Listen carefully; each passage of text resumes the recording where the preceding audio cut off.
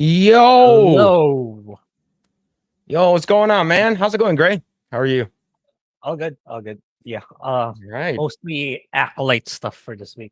It's flooded with Acolyte. Yeah. Yeah. I think my camera. Can you? Yeah. I think my camera was like dying on me. But yeah. Yeah. Acolyte. Oh, okay. So, when did you watch? Did you watch Acolyte when it basically went live? Like when it premiered? Uh, the no. What usually happens is it comes out while I'm at work, so I watch it on the night. I watch it on the night that it came out. But Okay. yeah. I wanted to make episodic reviews, but fuck it. It's just so bad. I don't want to do it anymore. So Okay. yeah. I might as yeah, I'm thinking just doing episodic reviews for House of the Dragon. It's something that I appreciate more than stuff that Yeah. I don't really like. But yeah, anyway, we're gonna talk about it today. Yeah. So, as if you guys don't know, we are also live on X. We're also live on X. So Okay. I think my camera might be stuttering in and out here. Hopefully everything is okay though. But all right, cool. Yeah. See, as you can tell, it's stuttering right now. I might Yeah, have to turn off X. Yeah, go ahead. I actually thought it was my internet again. No, Because usually it's actually me. It's actually me. I okay. might have to like stop. I might have to stop like X actually. All right. I'll stop it for now. I stop it for now for on X, but it's just I'm watching on X and YouTube. Yeah. I think I'm trying to like use too much bandwidth on my end. I'm streaming to like three locations. So I have Yeah. to double check. See, I just stopped again right there. All Yeah. right. I'll go ahead and remove X for now. I'll go ahead and remove X for now. All right. All right. Well, this is just a test for X. All right. There Yeah. we go. All right. Yeah. Save changes. All right. We're good now. We're good now. All right. Cool. All right. This is just a test. I'm trying it out. I'm trying it out. But if it's still stuttery, then it might be my computer. It might be my computer. Cool. So yeah, a bunch of stuff we're going to be talking about this week. I hate Acolyte, man. I hate Yeah. Acolyte. Okay. All right. But let's see. But before we move forward, let's go ahead and give a couple of shout outs to people in the chat. We have Just JK's hanging out. We got Edwin hanging out in the chat. I got Silent Kang, Booming Bobs, as Phil is gay, of course. Right on schedule, right on schedule. Let's see. But yes, it looks like my camera is sort of stuttering, but I might have to restart my camera. But let's see. House of the Dragon in like 10 days. Yeah. No, 8 days. It's coming out in Yeah. 8 days. Yeah. But Grae, are you excited for that? Yeah, for sure. And even the boys, despite the controversy. But yeah, this is not looking good. We still have like this ends in like what, August? The Acolyte ends in like August. That's it really Yeah. sucks. But I don't know. They keep doubling down even more. Mhm. I like we said in Kalen's podcast. Well, this I just hope that this ends already. But for some reason, they keep getting the funding. Larry keeps funding these kinds of shows for some reason. Yeah. But Are you I just don't know what to say about it because we guess we might as well jump into the review. but is your camera okay, or do you need to like? I think my camera actually is like I probably need to reset my camera. But it's fine. I'll figure it out. I will figure it out. But yes, you guys didn't come here to see my face. You came here to see Grae's face. Grae is the eye candy of the stream. So but yes, before we move forward, go ahead and check out some of our merch. If you kindly smash that like button, subscribe to this channel, share this video with your friends. Go ahead and check out some of our merch right over here at Project Eggroll on Spring. Right over here. Please go check out some of that stuff out. We do have the Project Eggroll Z shirt, the Asian shirt. They're Asian and they have a podcast. Shout out to Jay and people in the the Geeks and Gamers 199 and Fellowship and all that kind of stuff. Project Eggroll, Hub shirt, Chinks for Trump. Yeah, there's a guy who also actually shared our link with like some political side on Twitter. I remember seeing it earlier this week. And then we got the Let's Go Brandon shirts. Yes, please do use promo code Asian at checkout to get 20% off your order. And also, if you guys do like coffee, go ahead and check out our affiliated link to Coffee Brand Coffee. It should be in the description below. Father's Day is next week. So if you guys want to get something for Father's Day, go ahead and get some now. You get some of our some of these coffees and some snacks. Yeah, I got some toffee brand toffee snacks. So go ahead and check that out. Also use promo code Asian to get some savings. But all right, cool. All right, Grae. While I set my camera up, I'm trying to fix that. What were your thoughts on Acolyte? But before we get started, we're gonna put this up right over here because we will be talking about spoilers for episode 1 and 2. So but yes, go ahead and what are your thoughts overall?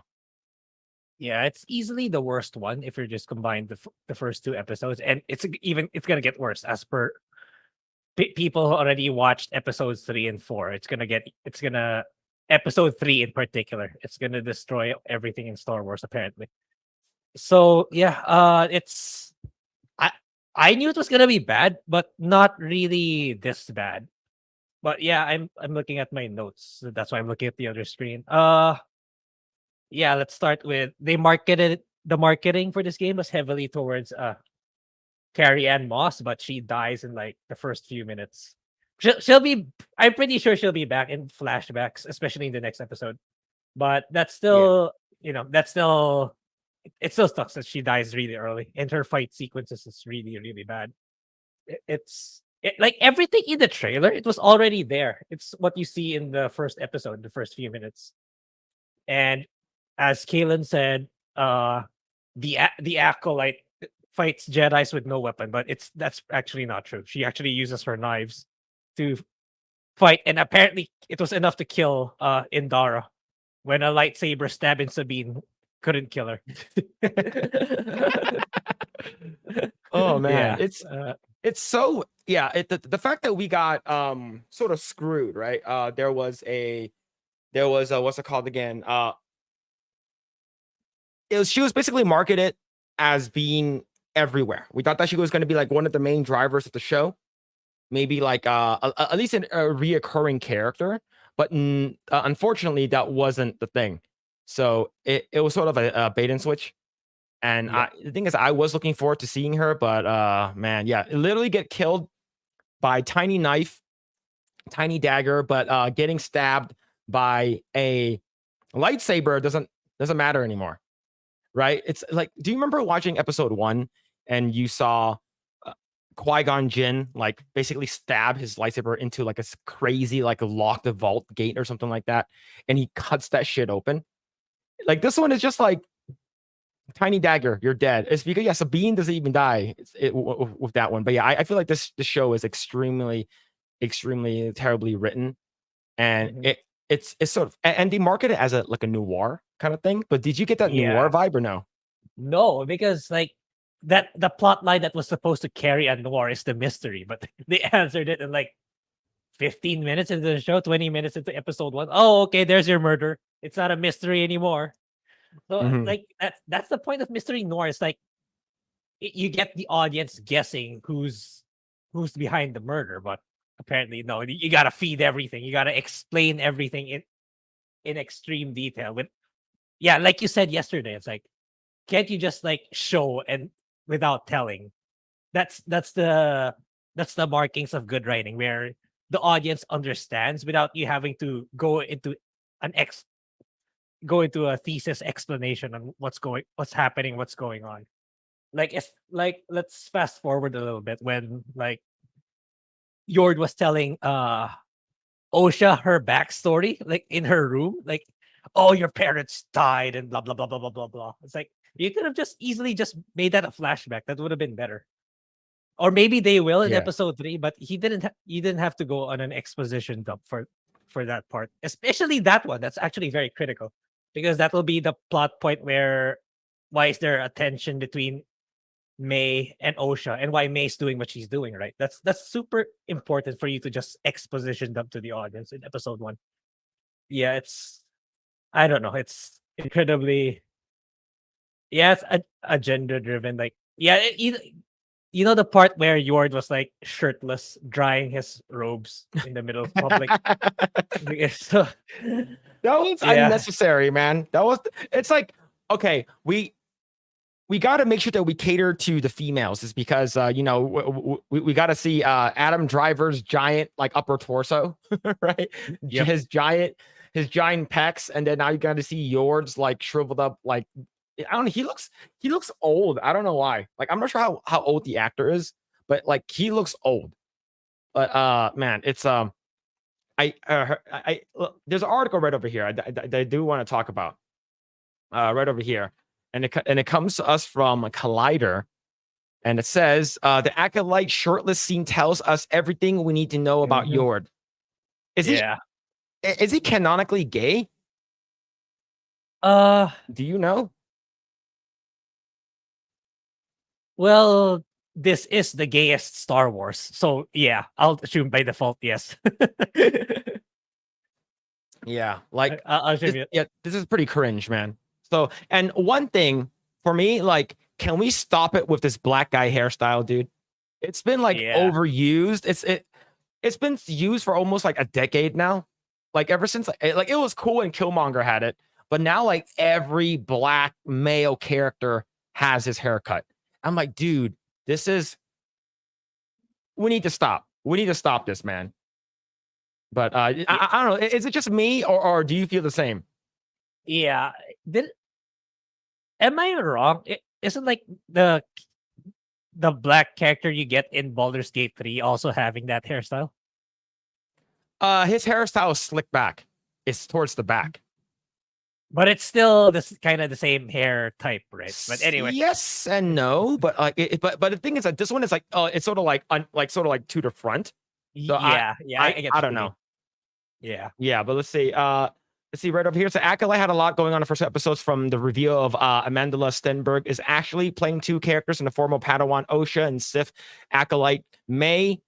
Okay, but here it is. This is what I want to talk about. Though his lack of a shirt seems initially pointless, drawing comparisons to that Kylo Ren Adam Driver scene in The Last Jedi, it does serve a purpose, not in the fact that Yord is shirtless, but what he is doing with his Jedi robe specifically. In the scene, Yord is preparing for his new task by steaming his robes, making him the first Jedi confirmed to do his own laundry. Is this going to be a racist thing, man? Like, Yeah. So I just watched Discourse review like an hour earlier. It's like because like it costs too much money to have another shirt while you're washing another one. oh man. But yeah, like I thought the scene was extremely pointless. And the thing is, like he looks old. I thought black don't crack, man. This guy looks like he's cracking under the sun. I don't know what it is. He looks old to me. Yeah, I know he's half Filipino. If chat can correct me, I know but this is the guy who was saying there's no good and evil in Star Wars, and Anakin is the one who blew up the Death Star. This is the same, right? This is the same guy. I believe so. All right. All right. I want to see how old this guy is. I don't even know what the actor's name is. Okay, what is his name? I'm scrolling down right now. Okay, Charlie Barnett. Okay, so that does not sound like a Filipino last name because it does not sound Hispanic. He probably changed it, or for stage name. You could be right. Yeah. All right, Charlie Barnett. Let's see, how old is he? Let's see, age. Charlie Barnett's age. He's 30. He's my age. Yeah, he looks old, really? dude. Yeah, he looks old. I thought he was like, I don't know, man. I thought he was gonna be like hey, don't get me wrong. He has a like a good body. Okay, it's not gay. I'm not gay. All right, I'm not. But he looks ripped. But like you can tell that a man's age based off of the neck. Not a man, but a person's age based off their neck. Because as much as you put on like sunscreen or lotion on your neck is the one is your neck and your hands are like the true tell of how old you are. And look at that, looks like Leonard Nimoy when he was alive. Like it looks like his turkey gizzards from his neck. Yeah. Oh shit, man. But yeah. All right, now let's get into the nitty gritty. What are your thoughts on the choreography and the fight scenes in the first 8 minutes of the show? Yeah, it's not good. And as many people pointed out, it's like Carrie Ann Moss could have destroyed her immediately. Just whip out your lightsaber the moment she attacked people at random. She attacked innocent people randomly. You hit her with a lightsaber. She tried to kill people. That's it. And end of the show. But yeah, that's it's just kind of sad. But it's relying on too much on the force too. So where it's so cringy. It's like okay, it's kind of emphasized more in episode 2 when she tried to punch the shield and with the knife and try to kick it. It's really what do you call this? It's so immersion breaking for me if they use the force in that way. It's like Mhm. if they wanted to use that, it would have been what do you call this? Uh you use it very, very minimally compared to everything else in the fight. Because like you punch this artificial barrier and it's like it looks so fake for me. It doesn't it doesn't look believable because like when you're doing these fight sequences especially in a fantasy setting, you still gotta make it believable. In my opinion, you still gotta make it believable, and you still have to make it work in such a way that it looks flashy at the same time. It's grounded and not full of these weird special effects that kind of make it weird and cheesy. That's what it felt like to me. All of them, literally all the fight sequences felt that way for me. Yeah.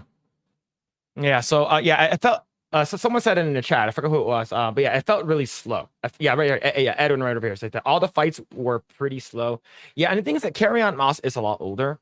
But the thing is that we weren't we're not gonna expect her to do her own stunts anymore or anything like that. Like, but the Yeah. thing is, okay, for first episode, the main black chick, basically playing two characters, goes into a bar, is like, oh, come at me with everything you got.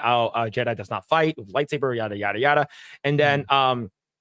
uh basically the black girl, because as of right now we don't know whether or not, like, as an audience, you don't know whether or not she's good or bad, right? And you didn't know that this character has a twin. So this is Mhm. the character is May, and the May was like, okay, I'm fighting you, but at the same time, Carrie Ann Moss, I guess, is sort of acting like a police, like, get out of here and stuff like that. But like, she was saving the innocent people, but she watched 3 or 4 dudes die right in front of her before she started to do anything. Right? Yeah. She was basically sitting there watching a bunch of people die, and then she's like, all right, now I'll step in. Right now, I'll step in and help you. And then, so she used May used what what's her name in the show again? Carrie Ann Moss's character, Indara. Andara. Yeah, she uses Andara's I guess good faith of like saving people, and then like force throw a throw a dagger into her and kills her instantly. Yep. And I'm like, that's that's so dumb. And you go to the next thing, and she and then the black girl wakes up. You find out that it's a different one. Yeah. And yeah, it's, oh man, I guess her and her sister, they're twin sisters. You find out later on, they Mhm. were, I believe they were supposed to be training to become Jedi's, or was it only Osha that was training to become a Jedi? It was I Osha, think right? yeah, I think so. It's pretty vague for now, but that's what I believe. That's where maybe they're building a plot where kind of like May didn't want Osha to be a Jedi. So she ended up taking a path where she hated Jedi and starting doing what she did, this acolyte Yeah. training, whatever it Yes. means. Yeah. Yeah, and you find out that one of the Jedi soul, that the Squid Game's Korean actor, one of the Yeah. Squid Game Jedi, basically was like, uh, you know, um, I, I Osha, if Osha's alive, I got to go rescue her, and because I thought she's dead, and then because I guess May somehow killed their entire family and like tribe or whatever, right? And he says she killed our mothers. Mhm. There So we go. Yeah. So episode 3, I have a feeling it's gonna get extremely woke. Like the first 2 episodes weren't really woke, but Yeah. there was woke elements in there. And Mhm. now the first episode, yeah, you get introduced to a bunch of people. And if you didn't know, one of the green balded characters, I forgot what her name was. She's like one of the grandmasters, like one of the Jedis. Like I believe she's actually married to Leslie Hetland. So, Mhm. nepotism or whatever. So another thing is finding out that basically the men are stupid. All the men Yep. are stupid in this show, Yeah. right? Like was it just me? Is because like Yord was like, I'm dumb. I don't trust you. So Mm. I'm gonna let you, become a prisoner on this like regular ship that you're gonna go to I forgot what the planet was already. Uh you're gonna go to this like ferry ship with these robots, and we're not gonna monitor you because you're not gonna escape. And then she escapes, right? Because Yep. they quote unquote captures her. Yeah, go ahead. In a really stupid way too, if you think about it. It's like her device, it conveniently got to her, right? It Yeah. conveniently slid all the way down to her cell so she could grab it.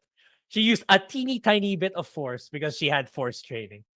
Then all the only white guys so far is the prisoners, right? One is telling her, "Oh, you should come with us. You should come with us to blah blah blah. Mhm. We're gonna escape." And the other one Yeah. just simply the one I clipped on our X. Just simply ran to the escape pod. That was actually really funny. It's like he's the protagonist of our show. Yeah, he just like fucking like it removes that thing. He just immediately just runs. I'm like, what the fuck? So the thing is, like, I didn't know that the quote unquote plot twist, right, was that Osha had a twin sister. My original thoughts were that she's a lying. She's basically Yeah, I lying the thought. entire time. Yeah, Yeah, go ahead. yeah, that's the same, exactly the same. It's like, they were trying to build up their two different people. So, Yeah, well, there goes your twist. There goes your mystery noir twist. You just threw it away. You just gave it away so early. It could yeah, have been it could have been good. Honestly, it could a murder mystery noir could have been good. But again, the writing was so shit that it turned out really badly. It would have been really good. Someone yeah, who's good at writing could have made this work. They could have made it yeah. work really well. Yeah, so during this part when she was basically being transferred to on the ship, this cargo ship or whatever, I was like, she's trying to reach for her little robot thing, right? I forgot what it's called already. Yeah. The little pip machine, the wannabe thing from from Fallout. So I was like, use your black girl magic. just use the force. Just use your black girl magic, grab that shit and get the fuck out of there. And then she puts on her seatbelt as the ship freaking careens into this planet, this snow planet. Surprisingly, she didn't get any damage. Yep. What she just did, she tied herself to the chair, right? Hoping, Yeah. things will be fine. And yeah, she was Yeah, 100% fine. yeah, I'm gonna put on this double seat belts, and I'm gonna the brace for impact on when you're on a plane. She falls down, nothing happens to her. She didn't even hurt her face or her arm, nothing. Basically, yeah, basically plot armor. And then Soul was like, I think I know who she is. And then it's like, oh, we found out that there's this thing that was crashed down on this planet. While Soul was talking to the vice chancellor, green lady, whatever. I'm not sure if that's her position. You see that they captured the people who escaped, Yeah. right? They were Yeah. basically captured. I'm like, if you were so quick to capture them, wouldn't you try to go see where the ship crashed and capture that prisoner? Oh, You know yeah. what? We're just gonna go back. We're just gonna go back to the home base. There's a lot of plot holes. I didn't even think of that. Yeah, you're right. Like if they were able to catch them so quickly, then it shouldn't take too long to get to wherever the ship crashed. But it is what it is. But yeah, it's the same time. That's another thing a lot of people pointed out. Like time traversal is kind of non-existent in Acolyte. Like you can be there instantaneously and you just fine. I mean, yeah, I get it. It's sci-fi. There's a lot of new technology here and there, but it's still a huge galaxy, man. It's like Yeah, there's still the concept of distance is still exists in Star Wars. But Yeah. So yeah, it's like now, oh, yeah, go ahead. yeah, I was gonna add to what you said about the. I mentioned this yesterday already, but I'll mention it here. Where the green bald lady could have like she clearly knows that Saul, the Master Jedi who trained Osha, is clearly emotionally invested in her. So this was the point. This was the portion in the timeline where the Jedi were still prominent or at the height of their power. So she could have easily sent another Master Jedi to go after her, or multiple. If she's really that dangerous, send multiple Master Jedi's after her. Why send the one who clearly was her pupil, who was the master and has an emotional attachment? You're just opening the Yeah. floodgates for, it's gonna betray you. Absolutely. Even though he says, "Oh, I'm gonna get her. I'm gonna get her. I promise." And then he flips the switch immediately when he sees her. It's Yeah. so yeah, it's so bad. Yeah. It's like, so if you didn't know, like whenever you're okay, like when you're a doctor or when you're like some kind of like person in the medical field, you're not supposed to operate on people you know. See, Right? Like there we like go. this is my basically how I'm relating it to this. Is because you have too much you have too much baggage, and you might you might do something wrong or something like that. So usually if you're MD or something like that, and you're operating, you're not supposed to operating on a person you know. So this one, he's like, okay, it's because Master Soul will have a biasy towards May, whether or not she's wrong or right. Right. So yeah, like, yeah, her name is Vernestra. So Oh, okay. what she could have said was, okay, you're too attached to this girl. We're gonna send another person, right? Yeah. We're going to send another person in your place, is because I think you are too close to this girl, and it might cloud your judgment. And it absolutely did.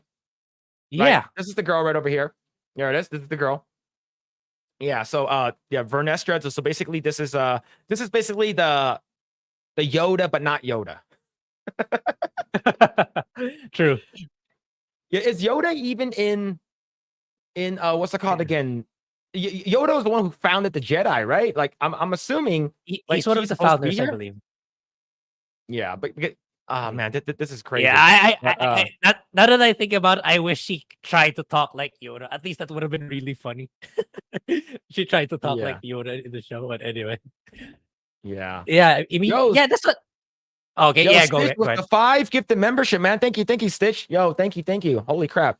Thank you, guys, for the what's it called again? The freaking kind The and support. generous Yeah, donations. Thank you, thank you. and the support. Thank you. But yeah, go ahead. Sorry.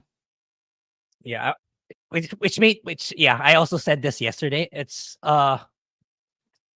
despite how much we hate the actor for Yord, he's actually the smarter one among the male characters anyway. Like, oh, why are we trusting Osha so quickly? For all we know, they can be coordinating and stuff. Like, he's right. He's actually right. And so the master did no. What are you saying? It's like it's so stupid, man. Soul is I don't. I've seen tweets saying Soul is such a good character. No, he's not. He's incredibly stupid. As much as I Yeah. want to promote Asian characters, he's a dumb one. He's a dumb one. I'm sorry. Yeah, Like, yeah, it's like maybe he's good at math only. probably. Yeah. Yeah, like so what happens is it's like, okay, at in the beginning is like, I don't, one must, think clearly without judgment and yada yada, saying like how he's so smart. And then like I believe there was when we were on Kalen's stream yesterday, he showed us a video of like, he's like, I don't trust you. And then when it comes to Osha, I trust you. My Yep. sister is alive. And it was like, what? So yeah, like that's the reason why I feel like this is dumb writing, is because you shouldn't have someone who's so close to the character go after to go look for a character. Right? It should have just been Yord. Actually, Yord should have been the one. It's because he got her the first time around. And the second time Yeah. I'm pretty sure he'll be able to get her. But like Yord should have accompanied Osha from the beginning. Because if you think that this girl uses the force that killed a bunch of people, killed Indara, wouldn't you be more like, okay, I'm gonna do this myself. I'm gonna escort her myself. It's because she's so dangerous. Yeah, that's if you think about it, that's another stupid thing. Why would you send a killer of a master Jedi using Padwans? Right? Right. That's another Yeah. stupid thing. It's like you would think that this person is really powerful and dangerous, then. So why send like the apprentice? Clearly, it's a matter that should be sent by master Jedi's. Even if you say, Yeah. "Oh, we should be hush hush about it," then be discreet sending master Jedi's. Don't send the like you're sending a white belt against a black belt fighters. Like it's really strange. But Yeah. there's so many things about it that we're shitting on, and we're just in episode 1. It's it gets worse in Yeah. the succeeding episodes. And then at the end of episode 1, you finally get the quote unquote reveal that, like, well, okay, she wasn't lying. She does actually have a twin, right? Because she's like, I think May is alive, right? So he's like, I believe you, right? And then you see May walking in this weird thing, and then you see this weird Jedi, not Jedi, a Sith in the distance, basically doing some kind of weird haiku. It's like, be like water, flow through some garbage, and then it's like, oh, you can't use weapons against Jedis, yada yada yada, and then a red lightsaber shows up. It's like, oh, we didn't know that you were a bad guy, but now we know. It's like, oh, like obviously the whole entire black getup didn't give it away. It was your red lightsaber that gave it away. It's like they think that their audience is so dumb, man. But yeah, it's pretty crazy. Yeah, we're gonna talk about episode 2. Yeah, episode 1 was very, very boring. Episode 2 was just stupid. Was very stupid. But yo, Psychotic Mongoose with the 1 gifted membership. Thank you, dude. Thank you. But yeah, thank you everyone for hanging out. We really appreciate it. Yeah, so I re-enabled the X/Twitter. So if you guys want to watch there, you guys can watch there as well. But yeah, we got Midnight Mike hanging out in the chat, says greetings from the Ripperverse meetup. Yo, what's going on? Yeah, I believe everyone's over there right now. They're at the bar or something like that. But, Okay, that's why. Yeah. Yeah, a bunch of people there. But yeah, we're also live on Rumble. So if you guys want to check us out on Rumble, that could be pretty cool. If you guys want to check this out. Let's see. Haven't seen the Acolyte, but name OSHA drives me crazy. Anytime someone says it, I think of the Occupational Safety and Health Association in the show. Yep. Like they're part of like the WHO and the CDC. They're part of that group. Yeah. But it's crazy though. All right, now let's go to episode 2. I think episode 2 is even worse than episode 1. Yeah. Now, agreed. how does episode 2 start again? Like, I don't remember already because I hated it so much. Yeah, now that I think about it. I think they were headed to the planet. Were they headed to the planet already yeah, okay. So cuz like yeah, they were headed I think they were headed to the planet where the second Master Jedi, Torben, the meditating Torben, Jedi. yeah. They were headed there. Cuz like it was revealed like somewhere halfway in the episode, like May wants to kill 4 Master Jedi. Indara, Torben, Keldaka, the Wookiee Jedi, and then Sol. That's the reveal late into the episode. So it's like Sol thinking that, oh, Torben might be next. So I need to talk to Torben. Let's go to that planet. So I think that's how it starts out. I think I could be wrong. I don't remember either. I don't remember. Yeah.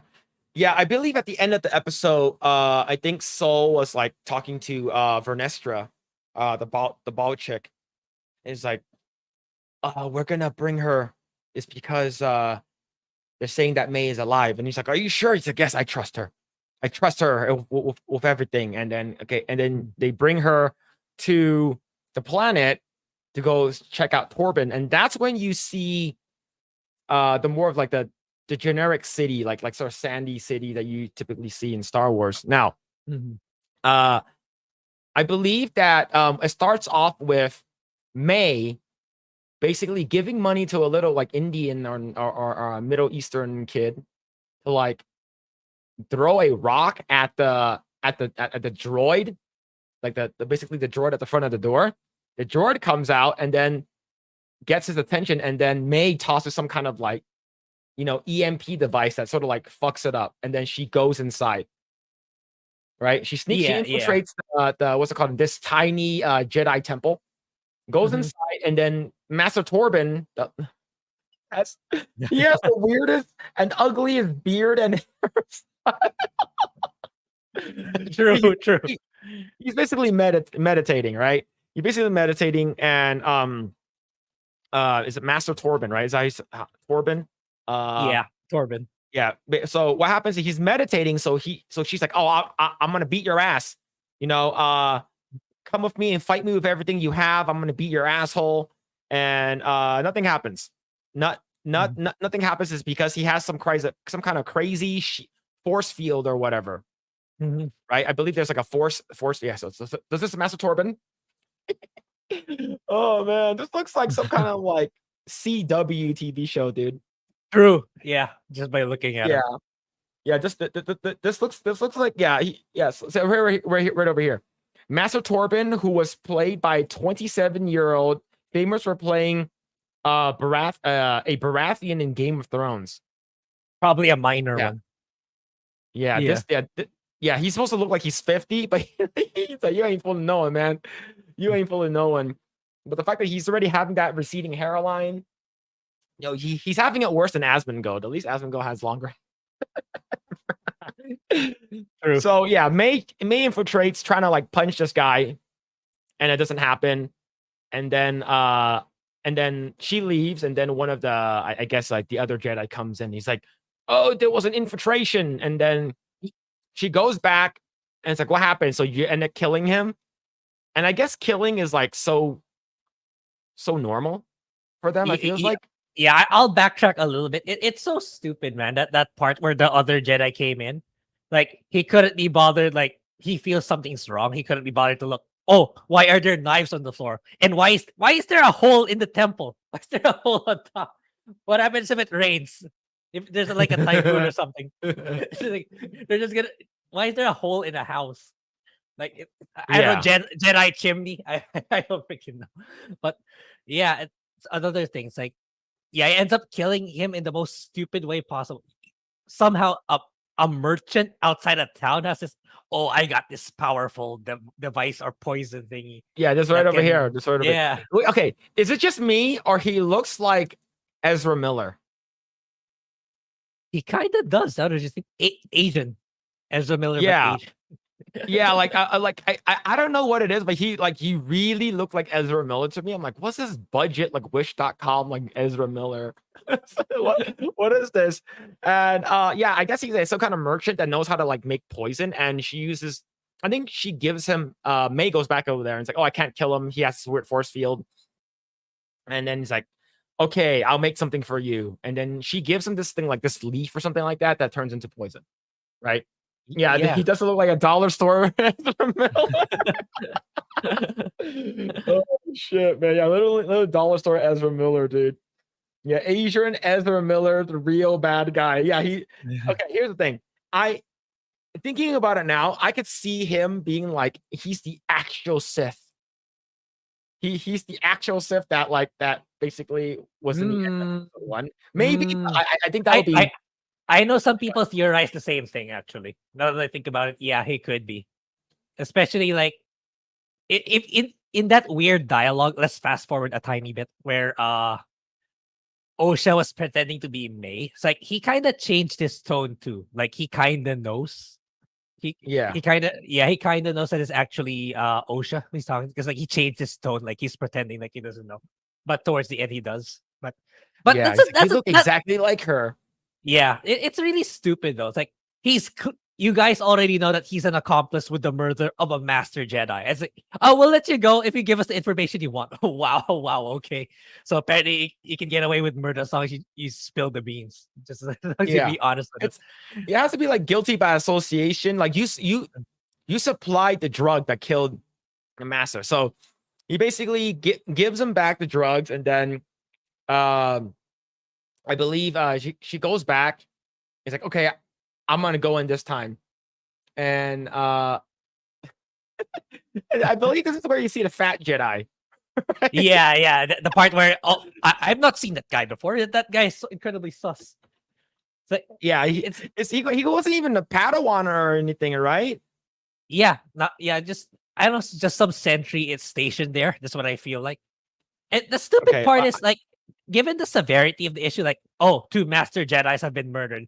You would think that Soul would kind of step it up a little bit, be more strategic about it. But no, he asks okay, guys, what are we gonna do? What are we gonna do, guys?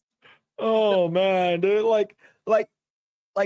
wow, like you literally need to check off every single like freaking checkbox for all of these representation. Okay, black female lead, all right. The what's it called again? We know that the black female leads have lesbian mothers. And what else do we need? We need Asian. All right, cool, Asian, got it. But they're white adjacent though. But it's fine. It's fine. He's not really white adjacent, but he's also from Squid Game. All right, cool. Squid Game's really popular. Check. Okay, what else we need? Fat person. It's like, all right, how fat? Yes.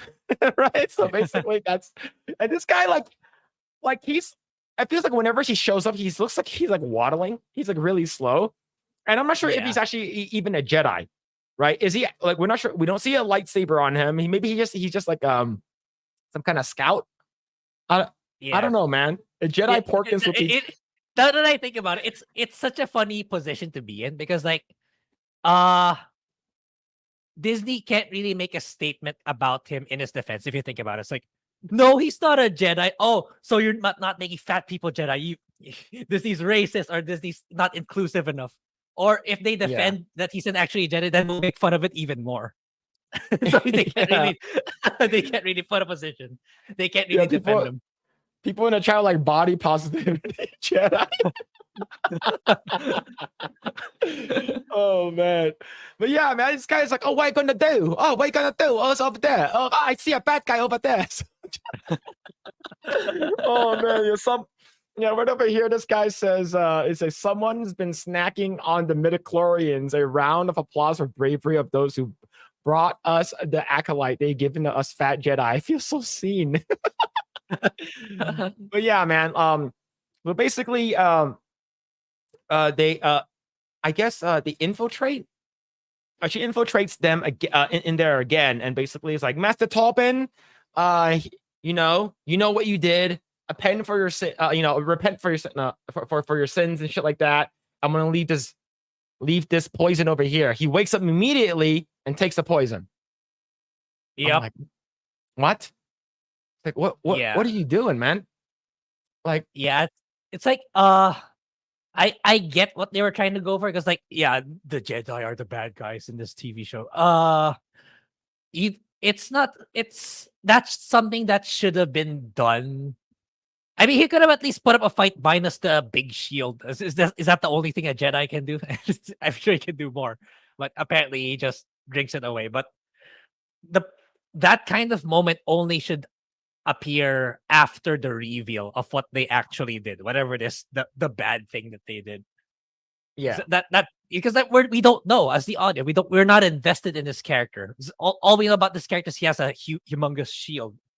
Then he just ends his life like that. Like, they're banking so much on the flashback, what it happens in the flashback. But I think for that moment to be more emotional or have a bigger impact, we should know what he already did. But anyway, yeah. I don't know. Okay, hear me out. Maybe this guy is like Choji from Naruto. He's actually like the reason why he's so fat is because he's storing up all the energy. And then once he uses his force fart, he fucking becomes like super ripped and super buff. Oh shit, man.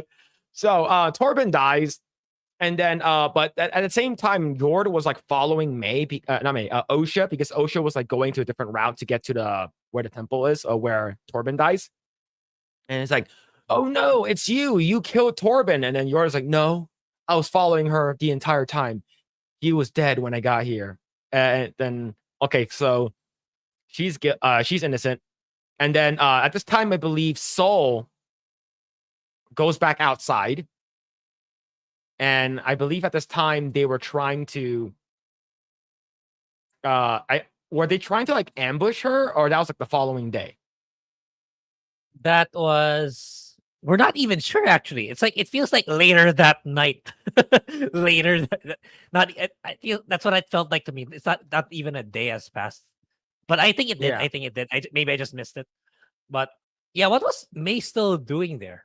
Oh, yeah, because like okay, like she was still like I think lying low, even though she was walking around in public. But Yeah. Okay. I think I remember yeah, now. So I think after that scene, they're like, okay, we need to look for where she got this poison, right? Because I think Osha smells the poison, like, oh, this is like Bunta, whatever bottom, whatever that poison was called. I forgot what it was called. This is from our home planet. And it's like May has probably got, right, yeah. May got this from someone, and they someone made this for her. And then I guess one of the other people was like, oh, there's this new dude that's in town because I know everyone in town, but this guy's new. And then they're like, all right, Osha, go ahead and pretend you're May, and here's a stun gun. I was like, okay. So go ahead and go to this place because we found where he is. So she goes inside, pretends to be May. And then I think Ezra Miller basically was like, you look exactly like her. Oh my god, oh my goodness. Okay, oh wow. And then the Yord and everyone else comes in. Right? It's like, all Mhm. right, instead of saying you're under arrest, because I don't the Jedi that Bunta, I think that's what it's called. I don't know, man. But it seems like uh the Jedi, they seem like police officers to me. Yeah. They feel like cops, right? So basically all right, we're gonna set up an ambush kind of thing, and then and it's like, all right, cool. Padawan, stay here, make sure he doesn't escape. And then afterwards, Soul was like, all right, I'm gonna go confront May because she's gonna come back here. Because he's gonna come back and talk to you. And it's like, all right, cool. And May and Soul meet in like the middle of the city, and they start having this fight. Right? It's like, Mhm. all right, come at me with everything you got. Same bullshit. And I guess he was able to grab all the knives from her leg. I guess she has some kind of like strap on her leg. Yeah. And Yeah, speaking of like I also this it's so weird. So I'm gonna interrupt because like it was also done in episode 1 that that I just remembered now. Why does May keep trying to get their lightsaber in the fights? Right? It's I find it so strange. Like isn't she not supposed to like acolytes are supposedly not meant to are meant to fight Jedi's without the weapon. So why does she keep trying to grab their lightsaber? I don't Do you know. remember that? Yeah, Yeah, she I did it see it with now. Yeah. Carrie and Moss, and and she tried to do it with Soul, I believe. So why does she keep trying to get the lightsaber? That's the part I'm kind of baffled about. Hmm. So Stitch in chat says trophies. Maybe it could be. But here's the thing though. Like after killing Carrie Ann Moss, she like the lightsaber actually just falls down on the ground, and she didn't take him. Yeah, Right? good. Yeah, yeah. It's really, or it's just that it's either it's there's something to it, or it's just not really well thought out. I mean, she's well aware a Jedi can still fight even though if she grabs the lightsaber, which she's not gonna use anyway. I don't Yeah. know. Yeah. So then afterwards they fight, and she gets away. He And gets away then with the smoke screen. yeah. So basically she gets cornered, and then fucking what's it called again? Yord was like, she has like a hidden knife in her sleeve, actual backup plan in her sleeve. And then Yord was like, not to die, right? Basically force yanks it from her, and then fucking Padawan comes in, you're under arrest. This is the NYPD, right? Basically fucking helicopter spotlight shines on her. And she was like, oh, what do I do? I'm trapped. Looks down to the ground. Oh, there's a bunch of sand on the ground. And then she does this force thing, and then like fucking pocket sands everyone. Everyone gets blinded. Yeah, It's like, oh no, and she fucking just ninja vanishes away. And yeah. then May gets like uh, basically like runs in the street, and then there's a car that comes. Well, not a car, like a space car or whatever. I forgot what they're called already. Like a land speeder. Yeah. And they're like, "Are you okay? Are you good?" Fucking GTA's kicks him out of the car, beats his ass, steals the car. I'm like, wow. Yeah, well, you're a bad guy, so it makes sense. And then May was about to take off, and then Ocho's like, "Oh, you're alive. Oh, you're alive." And then I'm like, shoot her ass. That's supposed to be a stun gun, right? Yeah. Yeah. That's another part. That's another part that's really strange. Like her the facial expression of Osha against May. It's like she looks at her really angrily, but she missed on purpose. The first shot was Yes. missed on purpose. Yeah. I don't get it. I don't. Then she tries to shoot her again, but that the second was on purpose, but she really missed this time. I don't know. It's really weird. It's like there's no coherence into the writing, or they're not, like it feels like let's just keep writing and then we'll just make it up as we go along. That's what it feels like, Yeah. the writing of the story so far. Yeah. So here's the thing. All right. This might come out a little bit racist, but maybe the reason why she missed is because she was holding her gun sideways. Yeah. like that, right? Yeah, like gangster style. She's like, she basically tilts her gun to the side. It's like, "What up, cuz?" And like Mills is like, "Ah, shit," and then shoots again. It's like, "Ah, damn it, this gun sucks." And then she escapes.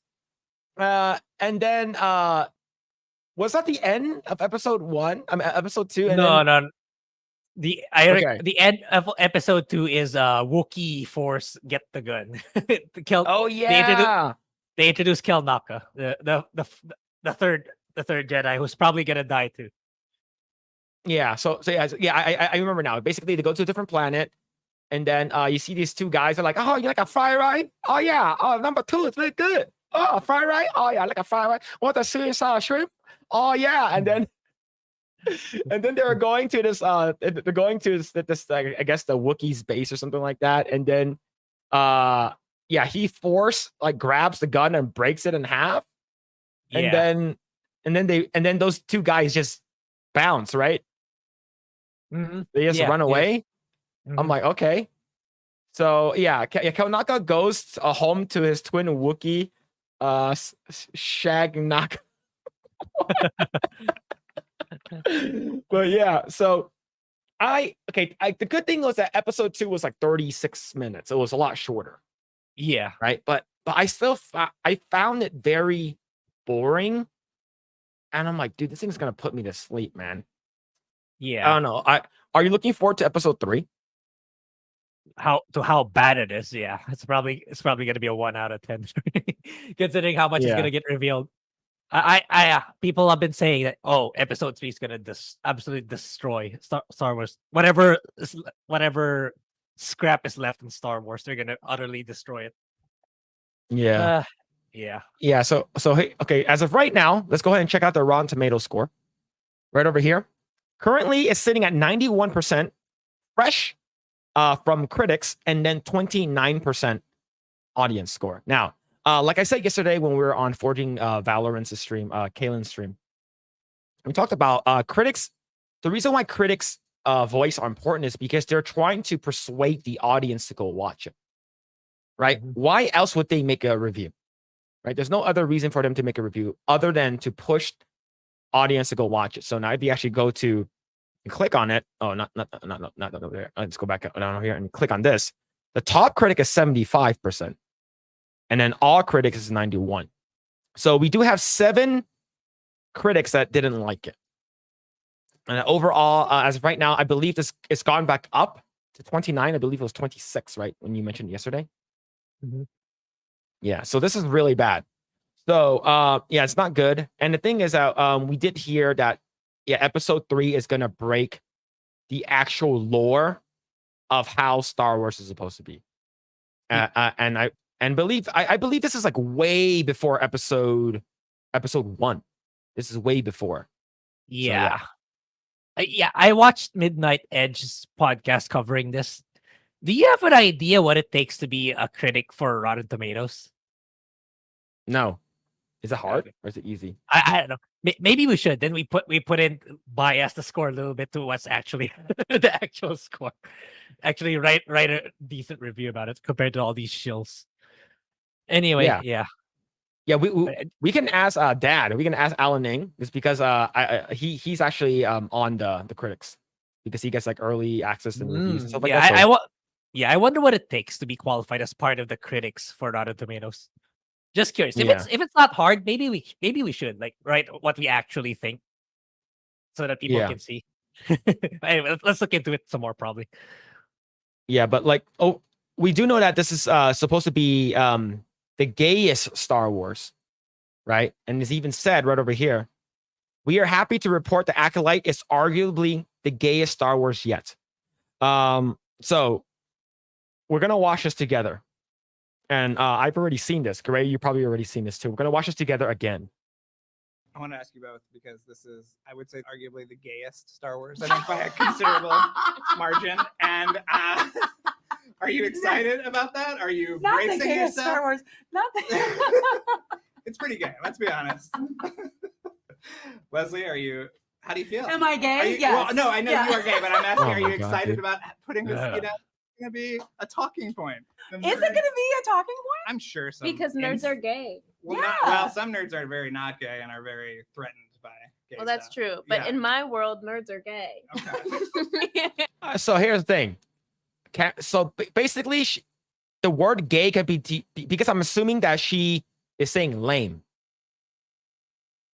right? Because that's Yeah. what gay used to be. It's like when when I would be playing like I don't know, Smash Brothers Melee, and Mhm. someone would like fucking like destroy me. I'm like, oh, that shit's gay, man. That shit. Oh, you're gay. That's gay. That's that. Like, yeah. So I'm wondering if she's saying it like that, but I don't know. Let's finish this. Oh my god, man, we're not even halfway there yet. Oh man. Was this the fun element of it? No, I Okay. don't think so. And yet people have told me that it's the gayest Star Wars, and I frankly You're offended? into You should it. be No. I think that Star Wars is so gay already. Okay. I mean, have you seen It's the true. fits? We'd be like, look how gay this is, and then send each other a reference photo. And are you from- telling me with a straight face that C-3PO is straight? They're a couple. That's what I think. Oh But my god. this is more outward. I think it's canon that R2D2 is a lesbian. Oh, Oh my god. So that's the thing I want to talk about. They're droids. And if you wanna go woke with it, they're like at most non-binary. Mhm. Like at most they're non-binary, man. It's we already have gay formers, like the Transformers, like, oh, I'm non-binary and stuff like that. But like, oh man, it's like, oh, so 3PO, I can see them making like this character gay is because I don't know, maybe the way it walks, maybe the way 3PO talks, I don't know, but R2D2, Yeah. oh man, yeah, let's finish this, man. This is so oh, Ooh. interesting. Yeah. Huh. Ask Filoni. Okay. Ask for Can you one. imagine? Yeah, talk to Filoni. oh my god, dude, that's so stupid, man. And the thing is that it gets worse than that. It gets worse than that. Right over here. Star Wars actress Amanda Stenberg, white people remark sparks fury. So, Grae, what have you heard about this one? Yeah, in 2018, she has another show that she was on. So she said the goal was to make white people cry. But anyway, I'll say more about it when we're done watching it. But that's what I got. Yeah. So here's the thing. I believe it's supposed to be for a different show, but I think she still stands by what she said. Yeah, absolutely. Yeah. Yeah. See, where's the actual quotes? Right over here. Interviewing the actress about the film, which follows a young black woman who turns activist after witnessing her friend being shot by police, of course. What do you want people to walk away with? Stenberg replies, well, white people crying actually was the goal. Yeah, so oh man, Jesus. Okay, we wanted to make sure that those who have been affected by the way in which the media misconstrues these events actually have a real sense of empathy and are able to place themselves into the shoes of our communities. Understand that these are not just the news events; they are happening to real people. They affect us in really deep and pervasive ways. So that's why you don't really have, men bad, especially, Torben, he's like the first white guy technically that ends up dying. So yeah, this is Oh no, actually, the first white guy are the prisoners. The prisoners. Oh, yeah, true. That is true. That is true, man. But well, Yeah, we'll see what happens with episode 3. Do you know that the actress Amanda? Do you know that her father is a Danish? So she's half white. Yeah. Imagine that. So, Imagine man. So that. basically, she's like, "I hate you, Dad. Yep. I hate you." Probably. I mean, Oh. if she's willing to talk that way, despite her dad clearly being white. Like there's even Yeah. photos that I saw online that he's white. Oh man. But yeah. So so far, what if you were to rate the show so far, the 2 episodes? What would you give it? Like 1 out of 10.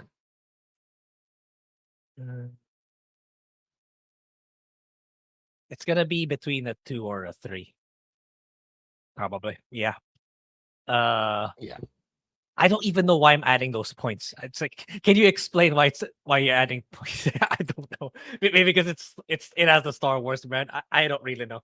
We didn't talk about the fire in space. Now that I think about it. Yeah, we didn't even talk about that shit, man. Yeah, no, I think a lot of people were trying to basically talk about it and sort of give reason why it can happen. It's like, oh, if you're actually inside those spaceships, they actually produce oxygen. Not like a fucking flame, like a campfire flame. Like I can see it exploding, like when they destroyed the Death Star, right? There's an explosion, right? Yeah. That happens. The explosion happens. The fire immediately goes away, though. The explosion of the fire immediately goes away. It's because in the vacuum of space, there's no oxygen. Yeah. So, yeah, like this is like, a campfire. Fucking just go up there, put on the marshmallows. Yeah. Isn't the fire, if that happens, the fire is supposed to be, it's supposed to happen first inside the space, not directly outside like they did here. Yeah. Yeah. Oh, man. Yeah, it's a fuel. If full of oxygen, sure, shit should be on fire. Yeah. Like, yeah, it's bad, man. It's bad. But yeah, I give it like a 2. I give it like a 2.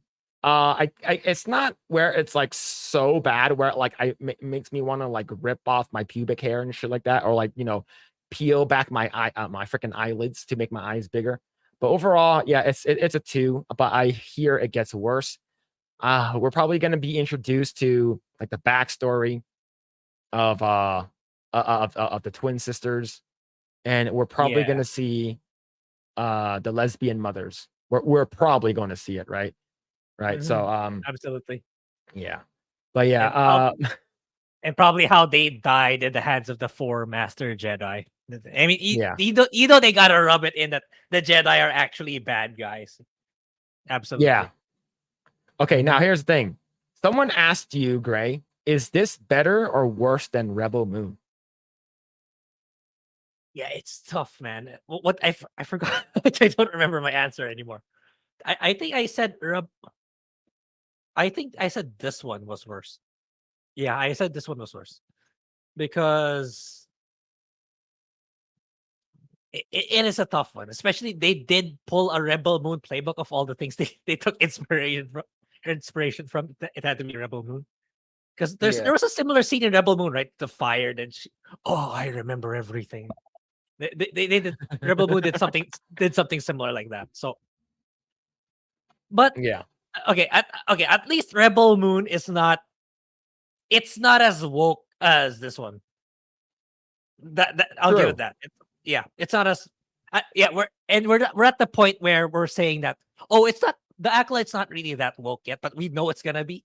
So despite that defense, it feels like Rebel Moon is still less woke compared to the Acolyte, what it is as of now. So that's why I think Rebel Moon is better. Yeah. Oh man. Yeah. It's just when does it come out? Like Tuesday or Wednesday or some shit? Tuesday for me, then Wednesday. Tuesday for you. Sorry, Tuesday for you. Okay. Okay. Tuesday for me. Okay. Man. Yeah. Let's see. Let's see. Amandala would hate me. I'm white and have a penis. Damn. Yeah. But the thing is that the fact that like she's cute looking. Like she is cute looking in real life, and you're like, oh man, why? Ye- Why? Yeah, Jeremy said the same thing. He said like, if only she was not, indoctrinated. He thinks that she might actually be a very likable celebrity. Yeah, I think so too. But the thing is that the funny thing is that her and her sister have the exact same haircut. Yeah. Yeah. They didn't, they had the haircut. Like it's no, black people have a lot of different styles of haircuts, right? But they actually Mhm. chose, okay, we're gonna all have the same one. We're gonna look like Rick. We're gonna look like Rick James. But yeah, this shit's it's gonna suck, man. Let's Yeah. see. Pulsar Echo says someone should tell them there is no need for the things they say in those interviews. Yeah. Yeah. So she Yeah. is a mixed woman. Yeah, man. Let's see. Yeah, the media is backing her up. Yeah, the cinematography was good. So 2 or 3 so far. Yeah. It's not the worst thing. Okay. This is not like the worst thing I've seen, but so far Yeah. it's just not great. Yeah. Let's see. If the fuel line was packed with oxygen, it still wouldn't have make a home fire. Yeah, it wouldn't have. Let's see. It's 2 out of 10. 1 point for Carrie Ann Moss Trinity doing all of the press for the show. 1 point for Squid Game Jedi learning English for the show. Yeah, yeah, he True, did. true. He did mention that I learned English to be in the show. But It's look, not bad, I right? don't. His English is not bad. I don't blame him for wanting to get a paycheck. But then again, yeah, he has to suffer the blow of bad PR because of bad writing for his character. Yeah. All right. So let's see. Mando season 1 and season 2 are passable. Yeah, Mando season 1 and season 2 were good. I enjoyed it. I think it has that nostalgia Star Wars feel. Mhm. But yeah, it just season 3 was okay. Yeah, she's not cute. Hold Well, on. that depends.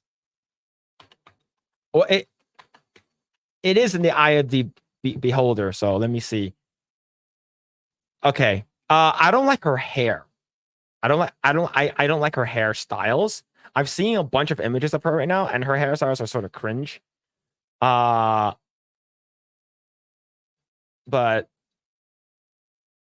she's pretty cute here. She's pretty cute here. But she has armpit hair, so that's like a big no for me. Like that's like, oh wow, yo, yeah, she pretty woke. Right? If you have armpit hair, you're immediately woke. Well, as a female, okay. I'm just saying you gotta trim the hedges, man. You gotta trim the hedges. Let's see. All right, let's see. Amandala is gross, her soul is evil, and her style is whack. Yeah, a little bit. Their hairstyles is definitely proof of the existence of quantum entanglement. Yeah. Yeah. I don't rock at the hair. Oh shit, man. It's just the boobs distracting you? Yes. Could be. Yes. Yes. That's why we gave it I'm giving it a 2 out of 10. As much as people rip on Zendaya, she is incredibly more attractive than Amandala. In some shots, yes, you're absolutely correct. I just wish that Zendaya was more voluptuous. That's about it. Armpit hair on a woman is a no for me, dog. Yeah, definitely no. Lee Jung Jae is on fan side to be passionate about what they love. Yeah, that's good. Like I haven't seen anything about what he said. It's like, oh, if you don't like it, don't watch it. Like I haven't seen anything about that. Yeah, it's like the two people in the cast that actually have some decency is him and the one who the pad one, I believe, Jackie Lon. I believe this is the same actress as the girl in Logan. Because like she's the one who in the interviews we watched last week, she's the one who kept telling Yeah. the guy, she's the one who told the actor who plays as Yord to shut up because like, he's saying Anakin destroyed the Death Star. It's like she was beside him, right? Oh, you should just shut up now. So Yo, shut up. You're stupid. Yeah. You're stupid. So Yeah. What's her name? Daphne Keen. Yeah, those are the Daphne two Keen, that's people her real name. that are actually, have some decency in the cast. Yeah. Yeah, she looks I think she looks cute. But I still can't picture I still can't picture her as like an adult, is because I still see her as X23. Like I still see her as X23, that's why. Isn't she like the pad one, or isn't she Yeah, like the pad one? she's Yeah. that blonde chick, the one that Yeah, right. Yeah. yeah. I think it's for the better that she's kind of concealed that way. At least people won't remember her as such. At least that's what I feel. Yeah. But yeah, we're gonna see more of her. We're definitely gonna be seeing more of her. Yeah, I mean, she was I think she's fine. Though. definitely. Yeah, she was girl bossing Soul when Soul doesn't know. Hey guys, do we have a plan? Do you have a plan how to get to him? She's the one who made the plan. The pad one is Yeah. smarter than the master. So yeah, we're definitely seeing more of her. But she is though. What do you call this? Yeah, I mean I think it's for the better that she's concealed in this show. Like she's got a lot of that makeup. That way people won't remember her that much when let's say she becomes very prominent in a future TV show or a movie. People won't remember Yeah. that she was in. Oh, you guys remember that she's in the Acolyte? Or unless she's gonna go like Sydney Sweeney about it. You definitely didn't remember me in the Acolyte or something like that. Yeah. Yeah, she looks cute here. She looks cute Yeah. here. But yeah, but yes. Now, here's the thing though. It's gonna get worse. Because this is from Kotaku, right? So I shared this on X and I was like, please no. Please no. Acolyte showrunner wants to bring Knights of the Old Republic to our screens. Leslie Headland, God creator damn it. and writer of the latest Star Wars hit, it's not a hit. Oh, it really depends. Is certainly the right person to do it. Man, imagine the one that everyone wants to be a show, and you get Leslie to sort of be in charge of it. Oh man, and like people are saying, like this is like when Knights of the Old Republic is like one of the best Star Wars games. It's so fucking good. But yeah, man. Oh jeez, here we go. The showrunner behind Disney Plus's latest Star Wars series, The Acolyte, has reiterated her interest in creating a live-action TV show based on the wonderful 2003 video game Knights of the Old Republic. Yes, do that very now. Leslie Headland, the Acolyte's creator and showrunner, spoke to the superbly named Brazilian site Omelette about her passion for BioWare's all-time classic RPG and her desire to see it interpreted for the screen. As translated by IGN, the writer explained that she's especially intrigued to delve into KOTOR 2's blind, force-neutral character Grae. I'm pretty sure that's how you say it.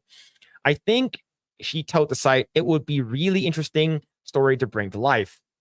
As a Star Wars fan, agnostic, I find my patience for the multiple deep lore series to be to keep manifesting on Disney Plus to be frequently tested. Despite loving Rosario Dawson with all my heart, I couldn't stick through Ahsoka, and I didn't get past the first episode of Boba Fett. See, if Ahsoka and Boba Fett sucked from Kotaku, that means those shit fucking suck. Yeah, I was gonna ask. I was gonna clarify. Wait, this is a Kotaku article? This is Kotaku. Really? Yeah. See, you can't effectively express your hate for me. They took away our comments, but I've loved The Mandalorian and thoroughly enjoyed the first 2 episodes of The Acolyte when I watched them last night. It's a top show. No, it's not. And being set a couple hundred years before the movies doesn't feel bogged down in almost 50 years of baggage. Baggage? Oh my God. It's perhaps for similar reasons that my absolute favorite thing to have ever come on Star Wars universe is BioWare's 21-year-old RPG Knights of the Old Republic. Set in an extraordinary 4,000 years before Luke first winged across the galaxy. It was gloriously able to be its very own thing in a superbly established galaxy. The first game had a fantastic story to boot. with a great twist ending that would serve a whole new generation were it to be repeated as a TV show. I'm pitching that Headland adapt the first game before getting to Grae Oh, because okay. I want Never it. mind. Yeah. But Okay, never mind. This is definitely a Kotor article after that. But yeah, Yeah. I want Leslie Headland to spearhead this destroy this beloved classic. Oh God. yeah. Yeah. Yeah, man. I think people are very upset. Even though that we got a lot of replies on when I shared it that Leslie Headland was interested in doing it. Yeah. I think they're gonna give it to her just to Yeah. piss off the fans. Yeah. Yeah. It's like if we're gonna look at what Kathleen Kennedy has done ever since she became president. Yeah, she's proactively doing stuff just because people will hate it even more. And Bob Iger's Yeah. on board with it. Bob Iger's just as much of an accomplice as she is. Oh man, now I want to play the game just to see how good it was because I still haven't played it yet. But yeah, me yeah. too. Actually, it's like I I don't know how long the game is though. At least just the first game. Maybe I should give it a shot before because right, I'm waiting for Final Fantasy VI to go on sale late, but that doesn't go on sale until like 2 weeks from now. So I'm kind of like I can do one game while waiting. Maybe it should be this one. Maybe it should be KOTOR. Yeah, that'd be awesome. All right, let's read the chat right over here. She is fucking hot and looks nothing like she did as a child in Logan. Yeah, she has a major glow up. She looks great now. Mm-hmm. See, Star Wars kills careers. Yes, I think Marvel does too, in my opinion. The reason why is because it's hard for them to get jobs outside of that, right? Like think about it. Like there's only a select few that's able to actually get acting careers outside of Star Wars and Marvel. A really good one is Harrison Ford. Like Harrison Ford was able to get something because he was also playing Indiana Jones and a bunch of other stuff. Mm-hmm. But as for Star Wars, Adam Driver is also another really good one that got other jobs. I think Hayden Christensen didn't really get another job like anywhere elsewhere. He's known for Anakin. But most of like the big ones, like Luke Skywalker will always, Mark Hamill will always be Luke Skywalker, whether you like that or not. But like he's better as a voice actor than anything else. But like, yeah, it does kill a lot of careers. Like if you think about it, like has Daisy Ridley done anything spectacular outside of Star Wars?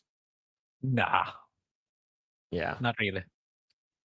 Yeah, and even Harrison Ford, right? Like I think the next thing we're gonna see from him is Captain America, the TV show, which we've seen it's getting bad press already from early screenings. Yeah. Yeah. Yeah. It's tough. So yeah, I think he's supposed to be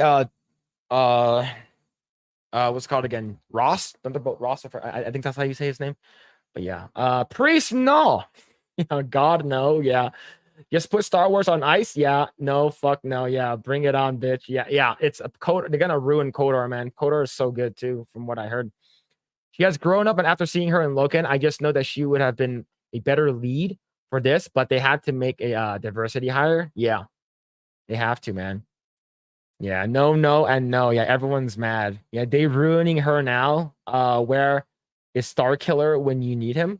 Wait, is Star Killer the apprentice? For yeah, the Darth Vader's apprentice. So he's way Yeah. forward in the timeline. Yeah. yeah, that sucks. Yeah, I would like to see that though. I would like to see that. Let's see. So what's going on? Hertz Donut. What's going on, dude? Hi, Eggroll and Sticky Rice. Mango Sticky Rice is really good. Let's see. There aren't many showrunners who I would trust with Kotor. Kotor, it seems a little bit more serious, right? So Yeah, let's because see. it's BioWare in their peak, like back when they really valued really good storytelling. So yeah, Yeah. we're gonna talk about BioWare later. So the BioWare now is like it's dead. BioWare's dead. Yeah. Kotor is the god of Star Wars everything. Please fucking no. Do not let anyone ruin the story. Yeah, they will. Like I have a feeling they will, man. They're will. gonna They fuck everything up. Like if Leslie's saying that she wants it, and knowing Kathleen Kennedy, they absolutely were gonna do it. Yeah. Let's see. Yeah, they want to destroy everything in Star Wars. Yep. Let's see. Darth Grae was a masterpiece of a character. We are fucking her over now. Yep. That's what they want. That's what they want. Yep. Let's see. Let's continue. Let's see. UN was created to destroy society. Yep. Let's see. If they really want to piss off fans, they would hire Christina Hodson to write KOTOR. That would send the fandom into chaos. Who's Christina Hodson? Who's that? Yeah, She I hot? don't know too. First thing I asked is she hot? She looks cute in this photo, but I'm getting distracted as well. She looks cute in this photo, but I'm also getting distracted. I don't know who she is. Oh, I see it now. Grae, do you see what she's standing in front of? Oh, okay. So she wrote that. Yeah. Yeah, okay, that. Okay, never mind. My boner immediately just went away.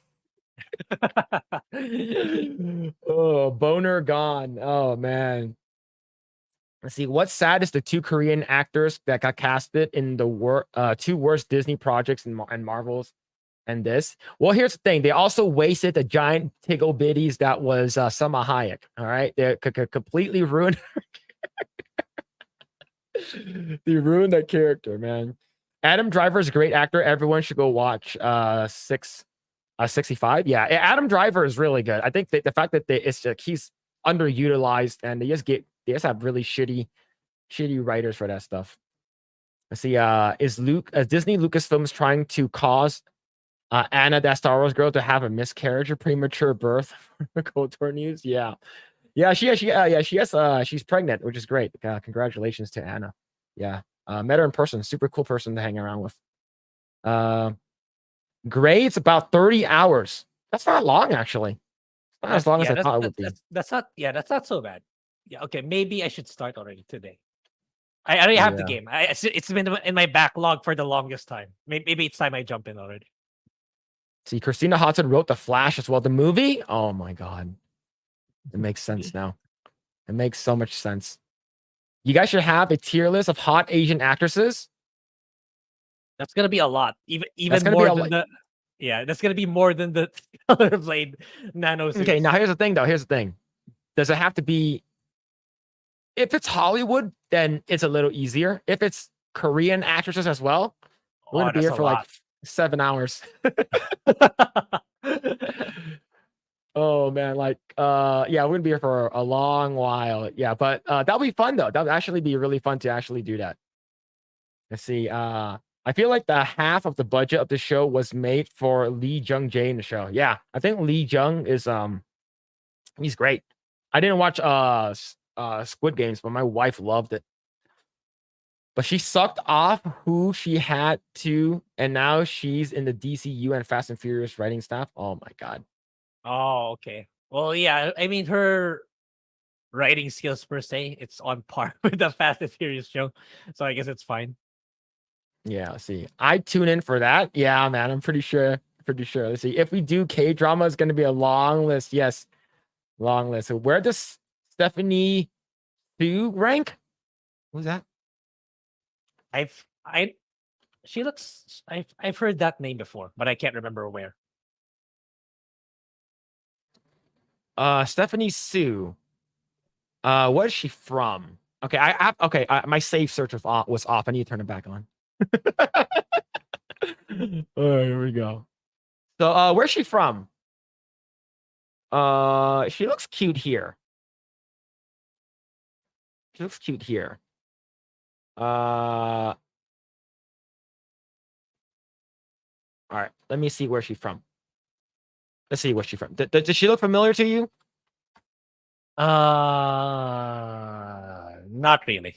Maybe I just heard the name. Stephanie Su from IMDb. She was on Fall Guy, The Second Best Hospital in Galaxy, DD, Blue Eye Samurai, Leo, Six Sermons, The Monkey King. I think she provided actor. American Born Chinese. I didn't watch that one. Summer of Argyle, Kung Fu Panda. I think she does a lot of voice.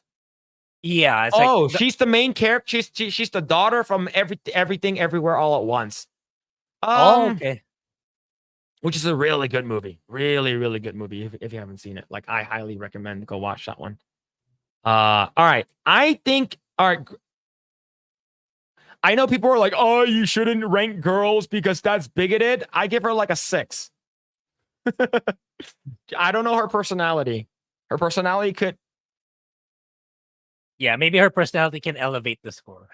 yeah. I think now here's the thing. I grew up in Alhambra, which is a lot of Asians. We have a lot of boba babes, hot Asian girls here. So my standards are sort of high in terms of that. I would say like if I was going to be harsh, I'd give her a 5, but like I'll give her a 6 overall. I think she looks cute here. Especially if we are gonna make a tier list, I don't think she's gonna make it very high compared to No. many of the others. Yeah.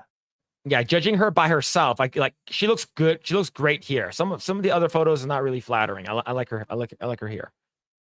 But all right. Let's see. Maybe do a separate for Hollywood and South Korea, Japan. Oh my god, if we're mixing in Japan as well, does Hitomi Tanaka count? Right? Does porn actresses count? Oh shit, man! As adult actresses, if those don't count, then yeah, it's gonna be a long list. Long list for sure. I'm up for that. Yes, I know too many hot Asian actresses. Yeah, there's way too many. There's way too many. You like the Flash film? Uh-oh. Hey, we're not saying that you don't have a right to like it, but the thing is, the best parts of the movie is Michael Keaton. Yeah, and probably what kind of dragged it down really hard is that it was so hot at the time what Ezra Miller has done. I think that's a huge factor in how the reception of the film. Yeah. Let's see. Hot Asian actresses will literally be all of them over American Hollywood actresses. Okay, yeah, it'll probably be American, right? I played that Stellar Blade game and looked up South Korean model, fell in love. Yeah, oh man. I'll show it. I'll bring it up. Speaking of Stellar Blade, I posted something a couple of days ago of where can I find it? I have so much gooner content. I do want to know the actress there where they got the face of Eve, because like the body of Eve is from from the model, but the face is from another person. Yeah. So according to what I know, I believe the face was actually done in-house. Okay. Yeah, so I don't think it was actually modeled after someone. Yeah. The face is, I think that's for Taki. The face of Taki is from the model from Junyu. Yeah. From Junyu. Yeah. All right. I can't find it, but we'll God damn. All right. We'll pull up what Legal Mindset put up. All right. There we go. This is an old photo, but it's a good photo nonetheless. So this is Shin Jae-yoon playing Animal Crossing on the ground. Yeah. So yes, I think Korea is we should probably watch more Korean stuff. Yeah. We should probably watch more Korean stuff for sure. And play more Korean games. Yes. Like First Ascendant. Yeah, First Ascendant. Grae, you need to watch the trailer for that, man. If you haven't seen it, the most recent one that came out yesterday. Oh, maybe we should. Maybe later. I haven't seen it. I do know there is one, but I haven't seen it. Yeah. Like this one is great. Like you can tell she's in her house clothes. When I first saw this one, I'm like, damn, her hips are wide, which is great. And then Andrew was like, yo, yes, I'm just gonna post this one right over here. Legal Mind says, I'm just gonna post this one right over here. Oh man. All right. Sorry, chat. Were you guys done? You guys need a couple more minutes? All right, here we go. We'll scroll down. We'll scroll down. Have you guys seen Joyride? What's that? Yeah. Was she in Joyride? I think she's in she's in Joyride. Oh, okay. No, I have not seen it. I have not seen. I didn't even watch Crazy Rich Asians. I didn't even watch that movie. Let's see. I don't watch TV anymore, but my wife loves K dramas. I get to see them from time to time. Yeah, we probably should watch some more K dramas and review them. Oh yeah, that's a mega hot topic here in the Philippines. Absolutely. Yeah. Let's see. The best picture winner, Everything Everywhere All at Once. Yeah, it's so good. Yeah, that one is really good. I like Michelle Yeoh, so I like that one a lot. Let's see. How would you rate Constance Wu? Other than her politics, I think she has a very pretty face. Yeah. Great. What and about you? each time I think about Constance Wu, I think about Daphne in the Vilma show and her voice. So that kind of brings it down a notch. But yeah, you're right. Her face is pretty good. Yeah, she's very pretty. Yeah. She sort of reminds me of Michelle Kwan. Do you know who that is? The figure ice skater. Yeah, she's cute. Yeah, she has a cute face. All right, chat. I'm gonna give you 5 more seconds with Shin Jae-yoon. All right. All right, you guys done? You guys edging? Well, too bad. All right. Okay. In terms of looks, like politics out of it, just based off of how she looks, I give her a 7. She's very pretty. But her body's meh, but just based off of her face, she has a very pretty face. Yeah, but what about you, Grae? If you're gonna put a number to it. Yeah, a little higher than Stephanie. Yeah, I think you're right. Yeah, she is pretty. She's very. I do like how she looks, but she's extremely woke, and she's married to a white guy, and she says white guys are bad. So that bumps her down to like a 4. Yo, -3 points from Gryffindor, basically. Oh man, let's see. All right, my favorite Korean actress is Jeon Yo Bin. Only because she is the one thing I noticed from the series. All right, I need to check that out. All right. Oh, yeah, she's cute. She's very cute. All right, safe search is on. We're good. We good, boys. All right. She has that natural look. Like, looks like she's not wearing a lot of makeup either. Like, but Grae, what do you think? Her. I think she looks cute here. Yeah. Oh, that's really close.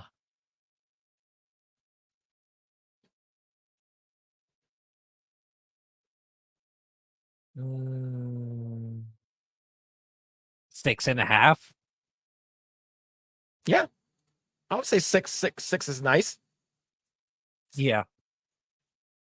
Yeah. But yeah, I give her around 6.5 too. I need to see her body. Oh, wait, okay, I see it now. I'm scrolling down, chat.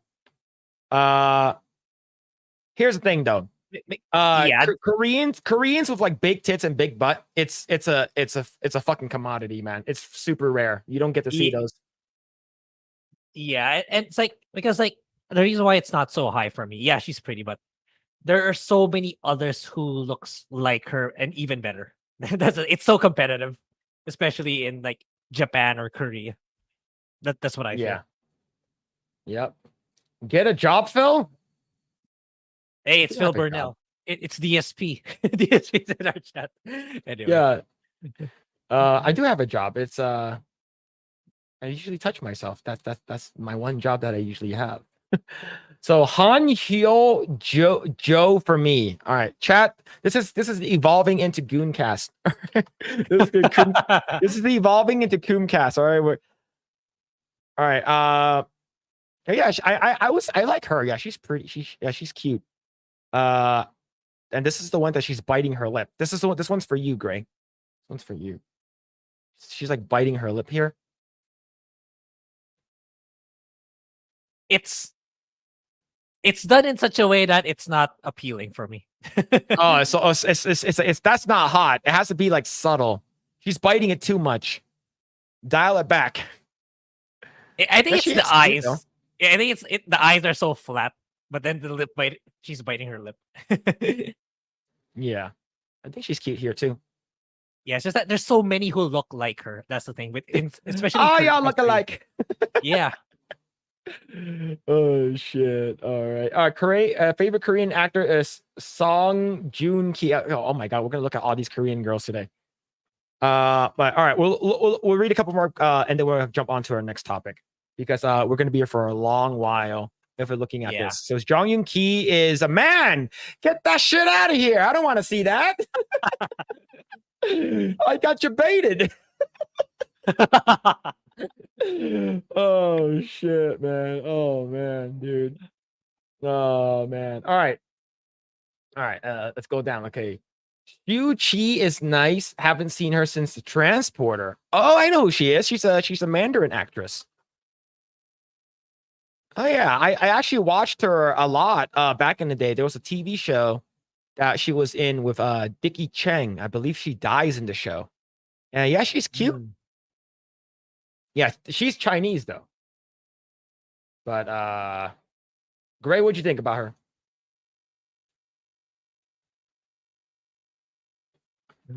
It's wait, it's still blurry for me. There's a I It's think blurry? she's all right. I think it's the resolution of the photo, but I think All she's right, all right. let me look for another one. Let me look for another one. She sort of dropped off. Maybe she just didn't. She stopped acting. Yeah, she Yeah. looks all right. She looks all right for a Chinese actress. Yeah. Do you know who was really hot? Zhang Ziyi. Zhang Ziyi in Rush Hour.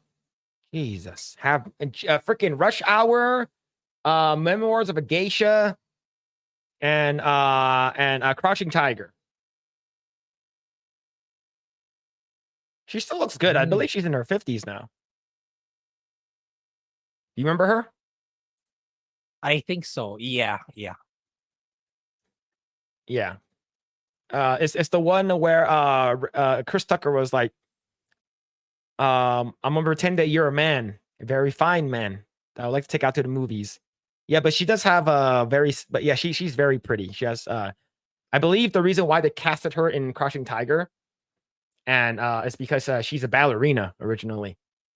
So that's why she Okay. already knows how to Yeah. she'll know how to do like martial Yeah. arts and stuff like that. Yeah, definitely. All right. I'm gonna go and I'm gonna continue reading a couple more. All right, let's go down. We got to go down because a lot of goon cast happening right now.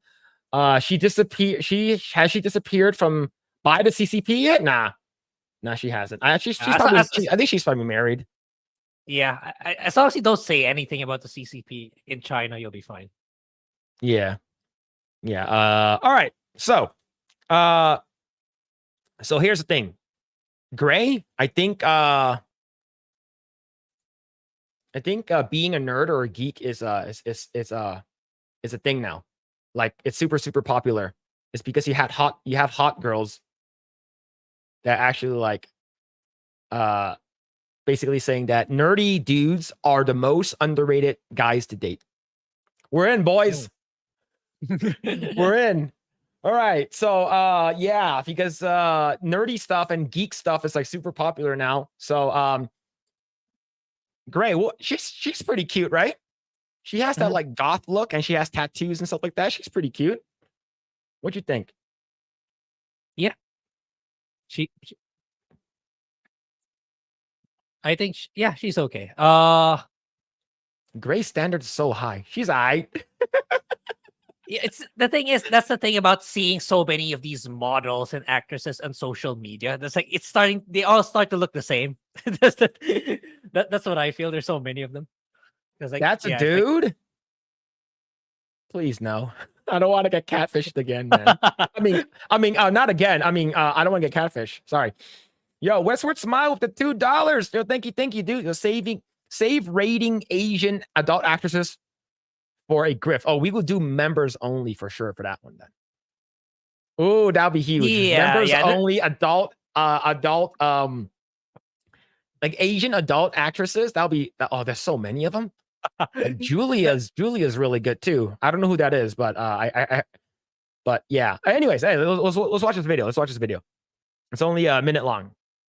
Are the most underrated guided date. That's what we've been trying to tell you. Us nerds have so many redeeming qualities that consistently get overlooked because you're not looking at them in the correct way. So let me give you some examples. Most nerds love anime, and most of us anime-loving nerds have watched the exact same anime for over 1,000 episodes about a group of pirates trying to find treasure and friendship. Let me repeat that. Over 1,000 episodes. You know what that is? That's commitment. Don't know where your man There it is? Well, is. you would if he was a nerd. You know where I'm at every single Friday from 6 to 11 p.m.? I'm sitting right here with my best friends over Discord playing a game that literally only exists on this sheet of paper and our imagination. You know what that is? Time management, strong, healthy relationships, and yes, ladies, roleplay capabilities. Don't feel like going out? Good. I usually don't. Why would I spend $120 on 3 drinks and a cover charge at a nightclub when for the exact same amount of money we can get the brand new Mario Kart, a bottle of tequila, Chinese takeout, and spend the entire night in our pajamas? That's money management skills, quality time, and attentiveness. Might not have big, huge gym muscles, but you know what? I do have a big, huge.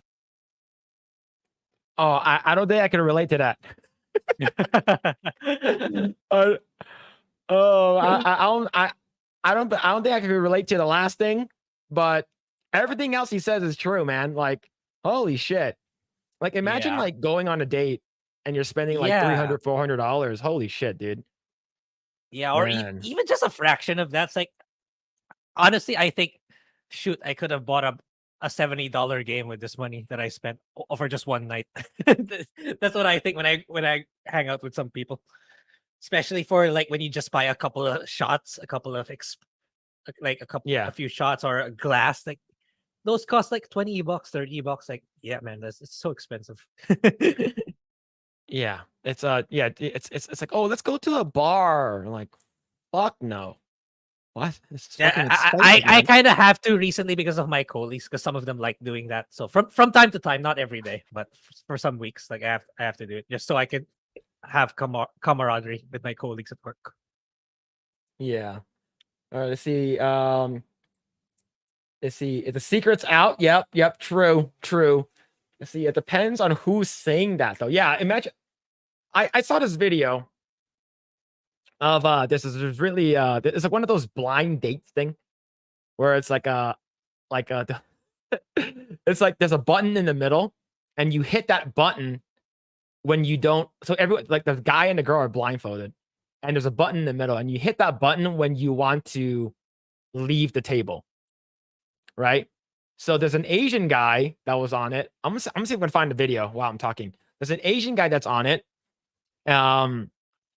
And he was like, everyone's blindfolded. It's like, hi, nice to meet you. I'm so and so. I am so and so. And then he's like, oh,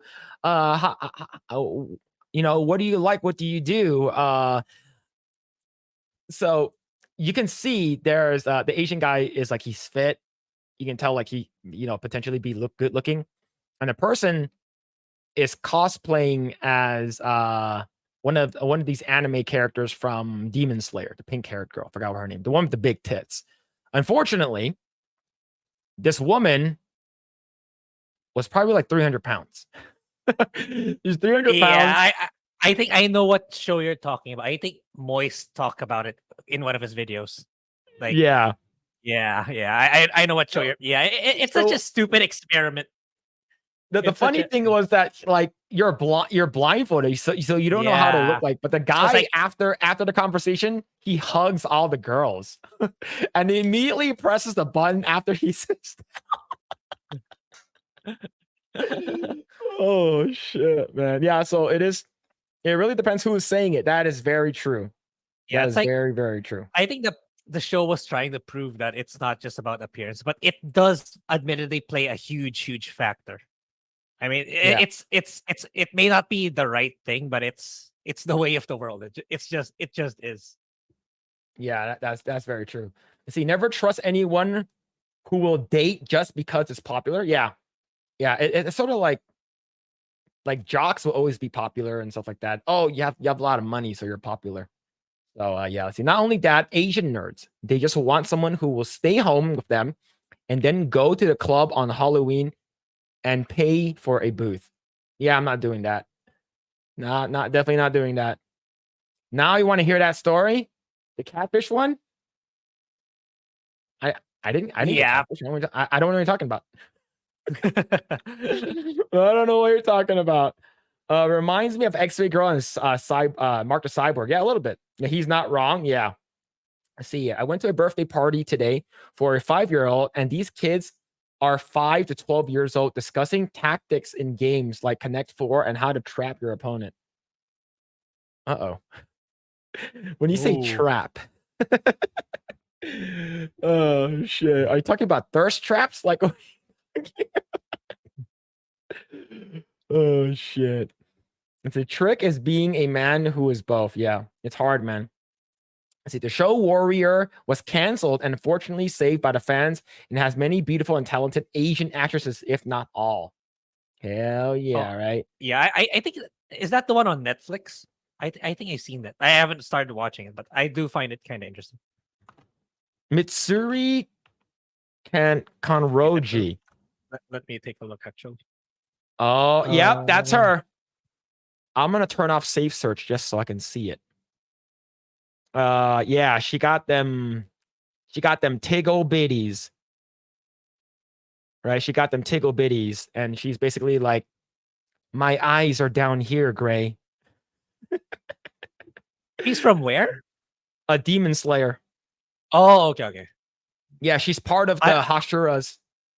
Yeah, I don't see yeah. I don't see her in the posters, but yeah, maybe because she's another character. She's not really a major character. Yeah. She's not like the main, but she's part. She has big titties, so she's going to be the main. She's gonna be a part of my team. That's what it is, man. That's what it is. Yo, what's going on, Danky? Hanging out in the chat. What's going on, dude? Hope you're doing well, man. Your channel's been blowing up, dude. Yeah. I believe you're near 5,000, or if you haven't already hit 5,000 already. But yo, big congrats, man.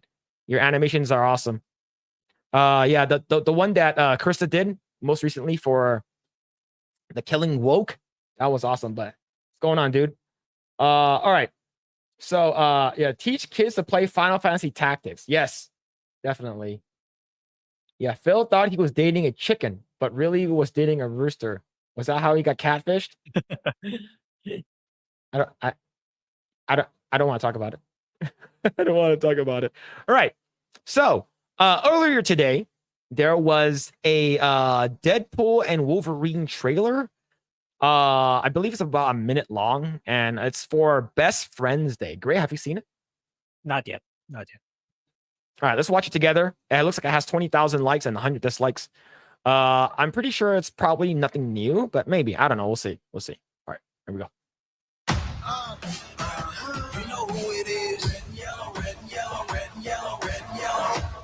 Copyright, please. No copyright. And a Wolverine. Can you imagine the fun? The chaos? You mind putting your mask back on? Super hard to eat while I'm wearing it. It's super hard to eat when you're not.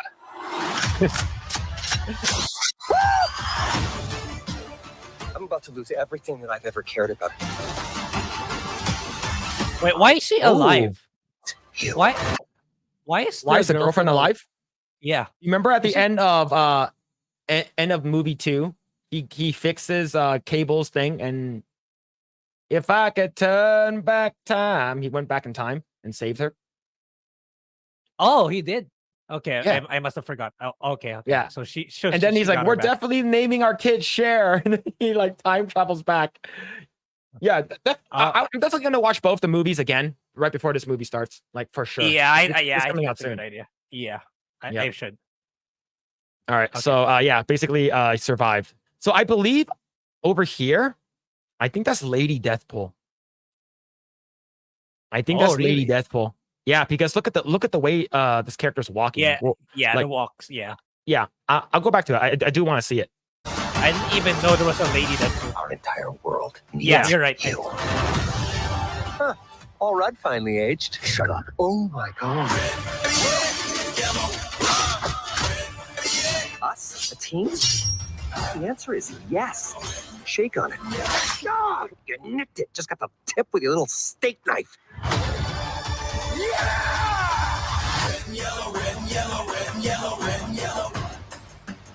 There it is. All right, I'm looking at it. Strong, bloody violence and language throughout. Gore and several and sexual. There's sexual something. Can't read that part in the bottom. Unfortunately, it looks like we're not going to have any nudity, which is unfortunate. Definitely unfortunate. But yeah. So Grae, what do you think, man? Are you excited? Yeah, actually. Yeah, I do recall seeing that at the end of Deadpool 2. But I thought, okay, I didn't think it was an actuality. I thought I thought it was like a vision or a maybe. For some reason I thought it didn't actually happen. But anyway, it Yeah. actually did. Okay. Yeah, that'd be pretty cool. Yeah, I should watch it again. Both movies again. Yeah. And I definitely want to watch it too. Don't watch if you want to watch it, like you can, but like Once Upon a Deadpool is sort of trash. And the only good parts are the ones where he kidnaps Freddie Savage. That's the only part that's funny. Let's see. Have you guys seen that there was a Wong Kar-wai TV series that came out in China in December of last year and no one talked about it? Wong Kar-wai. Is it good? Yeah, is it good? Does it have boobs?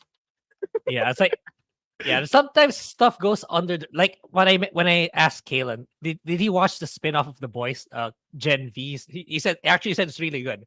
But for some reason no one talked about it. So I thought it was bad. So he did Grandmaster. Okay. All right. I know who this guy is. Yeah. All right. Cool. So I haven't seen it though. Yeah.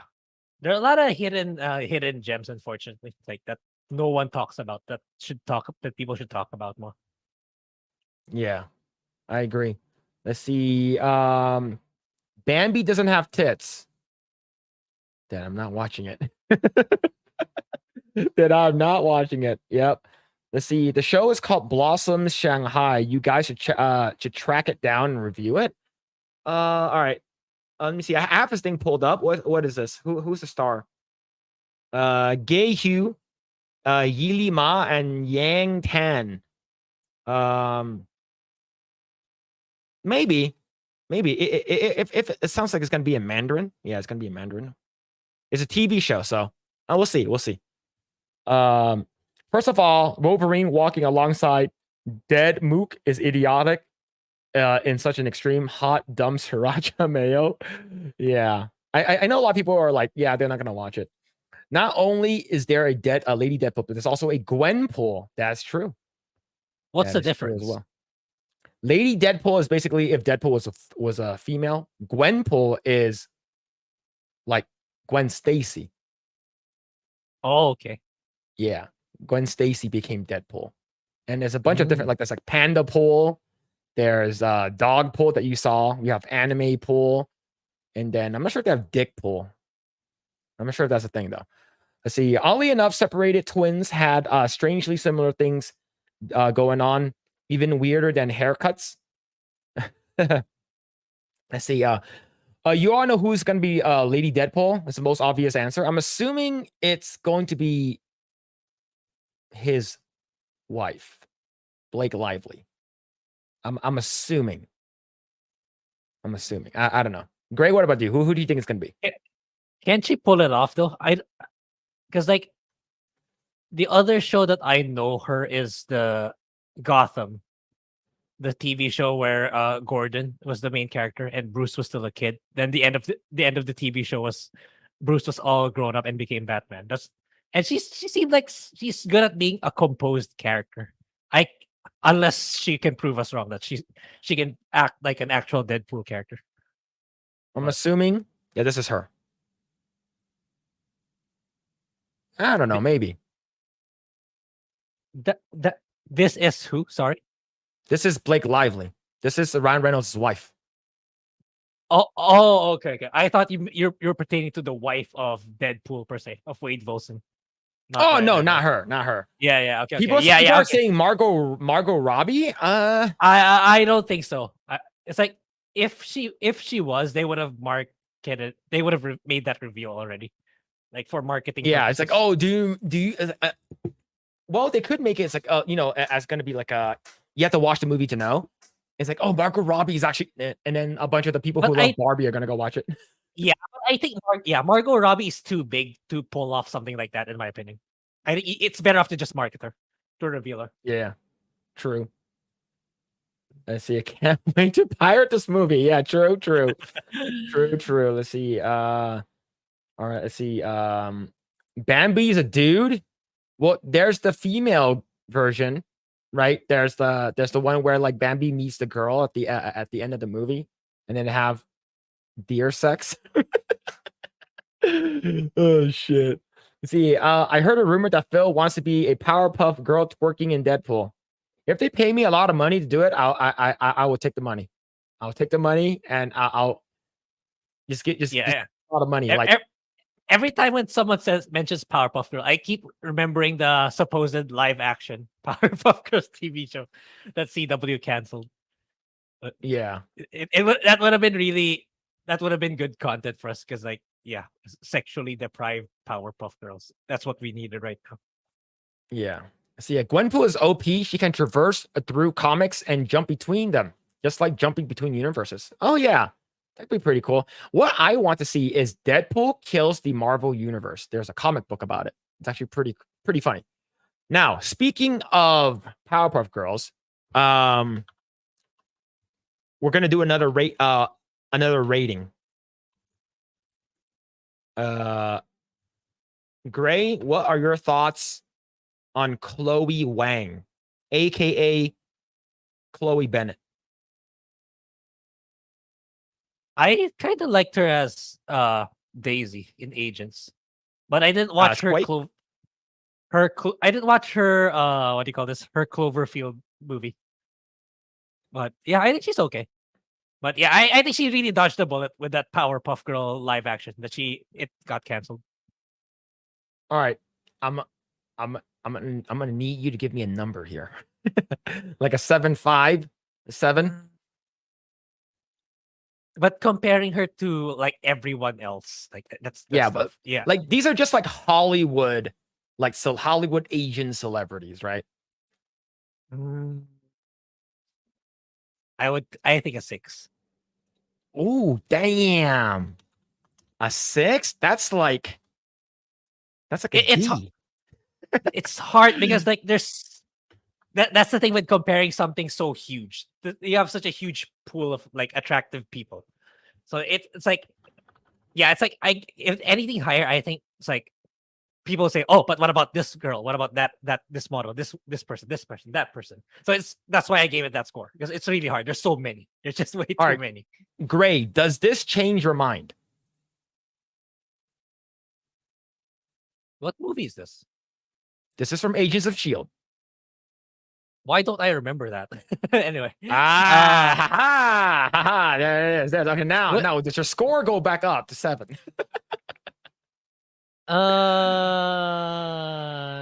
Not really.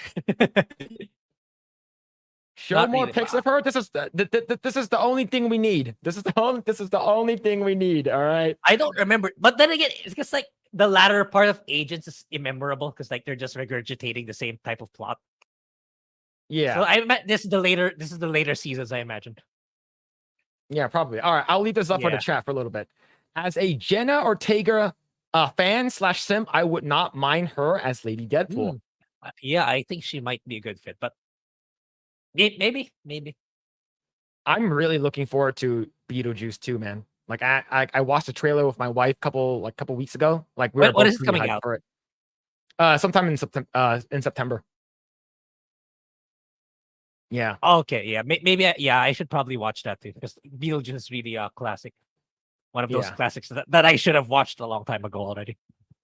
Yep. All right. I'll leave this up for the chat. We're going to continue reading. Let's see right up here. So a great show to watch is called Kingdom, the Korean version of Jiangxi during the Joseon up here. It's so good, man. Kingdom is so fucking good. Yeah. I need to rewatch it because like I stopped at season 1. I kind of veered off. I probably just forgot about it because there's so many stuff. But I really like season 1 of Kingdom. Really good. Did you watch the movie? There's a spin-off movie. It happened after season 1, right? I think it was on my radar, but I just forgot. I would say you can because I believe Kingdom wraps up in like 2 seasons. Watch the first 2 seasons and then watch the movie. Okay, so okay, yeah, definitely, yeah, because I didn't watch season 2 yet. So the movie, if it happens after season 2, yeah. So I probably didn't even Yeah. know that there was a movie. Yeah.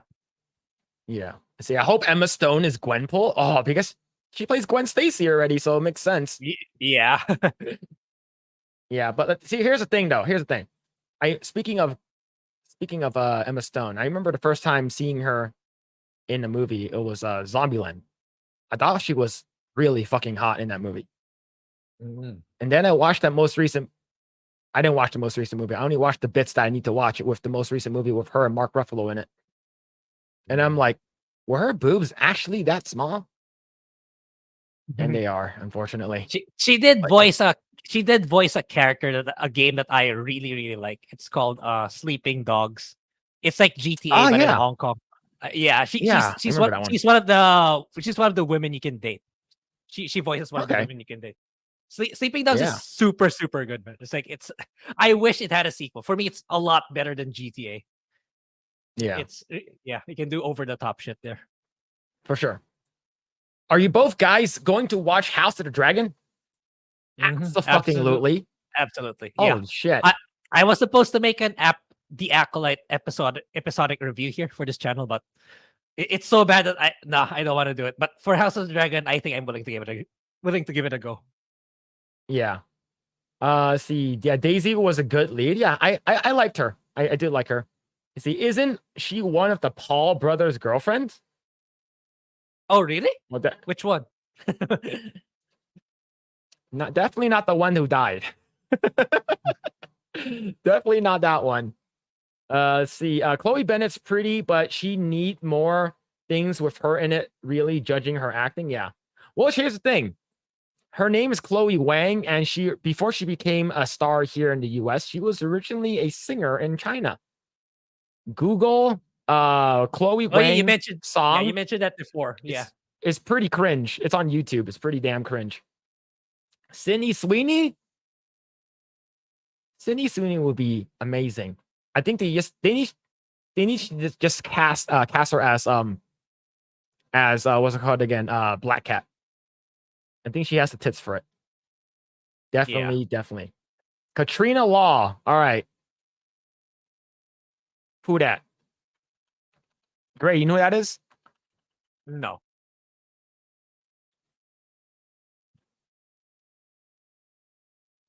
She just looks familiar. Where is she from? Okay, I need to make sure I have safe search turned on just in case she has nudes or anything. I'll bring up a photo of her. She looks.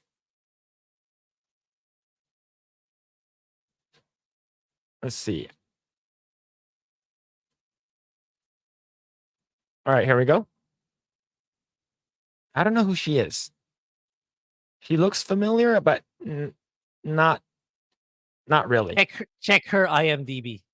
Yeah, I'm checking it right now. Let's see. She's in Arrow, Spartacus, Apparition, and DC's Legends of Tomorrow. I did not watch any of those. That's why she's not familiar. That's why I don't know her. Oh. I didn't watch any of those. Yeah, I didn't know. I watched a little bit.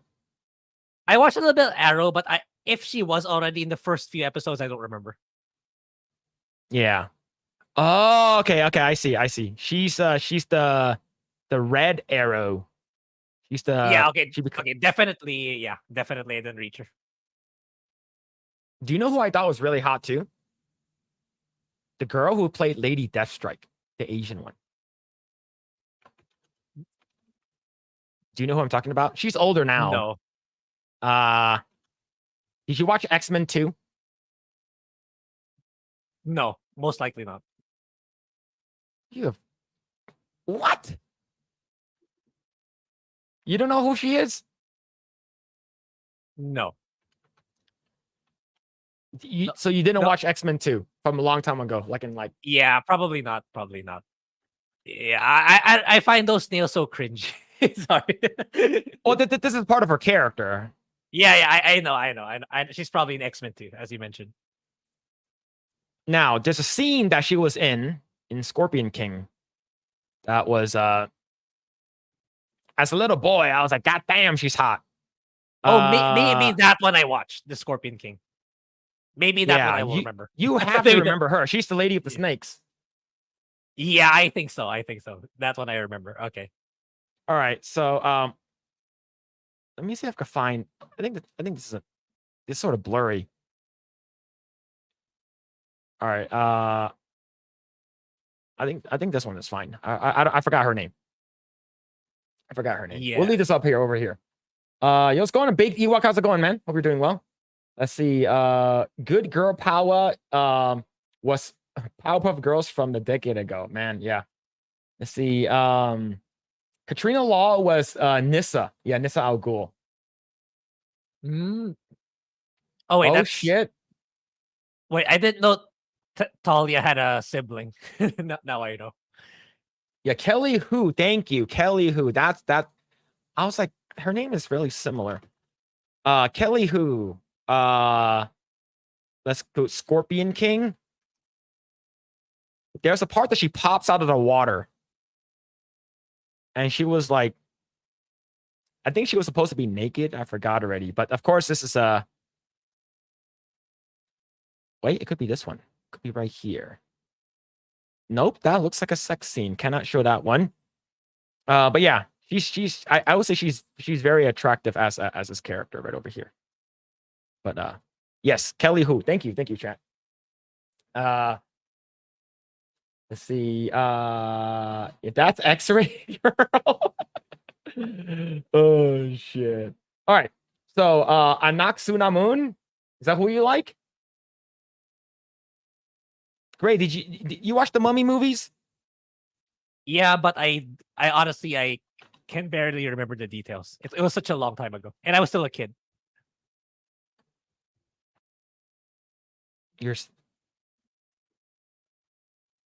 I think she was actually naked here. Like I In think the she Mummy? just it's this yeah, it's just body paint over here. Oh, Yeah. She still looks good right now. I've seen some of images of her right now, but she still looks really good. Yeah, Mummy was a great movie. Yeah, I love the first two movies, man. But all right, let's go talk about our next topic because we've been gooning for a little bit, which is fine. Now, Grae, you've been using some AI stuff, right? Some AI technology. Have you dabbled in augmented reality stuff? nope. All right, so here we go. So this one started like this is just a random video. It's about like a minute long. Yeah, I haven't even. I have never even wore VR goggles, so I don't even know what VR is like. It sort of sucks. Oh, okay. It sort of Yeah. sucks. And but It's the like thing is, I haven't worn them in a long time. Yeah, it's like I feel like they're just so overpriced. That's why the goggles, the games, like it's just way too expensive. Yeah, Because the video games are not expensive enough already. yeah. This thing is gonna be. So, what are your thoughts on this so far? Yeah, that's the thing with these kinds of tech. It's like if you really think people would love to have something like this, it would have taken off a lot faster, or it's much bigger than it is right now. Because I think these executives or people who are pushing these kinds of tech, they are highly underestimating people's willingness to put something on in their head. That's not something many people are willing to do. No matter yeah, it's like Apple's been pushing this, Facebook's been pushing this for mega insanely expensive prices, but yeah, it's only for such a niche market. I don't think it's gonna take off. It's like Yeah, they have to bring the price really down to the point that it doesn't make sense for them for it to gain traction. But yeah, nah, I don't care how. Oh, look how state of the art and look how many screens you can do. Look how much functionality you can do. Nah, I'm not sold. Sorry. think about the porn though. Okay. Yeah. Again, that's for people who can't afford that kind of premium porn technology. Oh shit, man! But Yeah. I mess with AR a little bit. Last time I checked VR was like back in like 2016, so like it's a long time ago. So I'm not sure how VR Yeah. is now. But the thing is Yeah. that let's see if VR gets to that point where it's like what we talked about before, like Ready Player One, where like Yeah. it feels so fucking real. Like it could be Yeah. pretty insane, right? All right, Yeah, let's but go ahead and finish this. yeah. Yeah, Anyway, me- yeah. Finish first. Yeah, Alright. go ahead.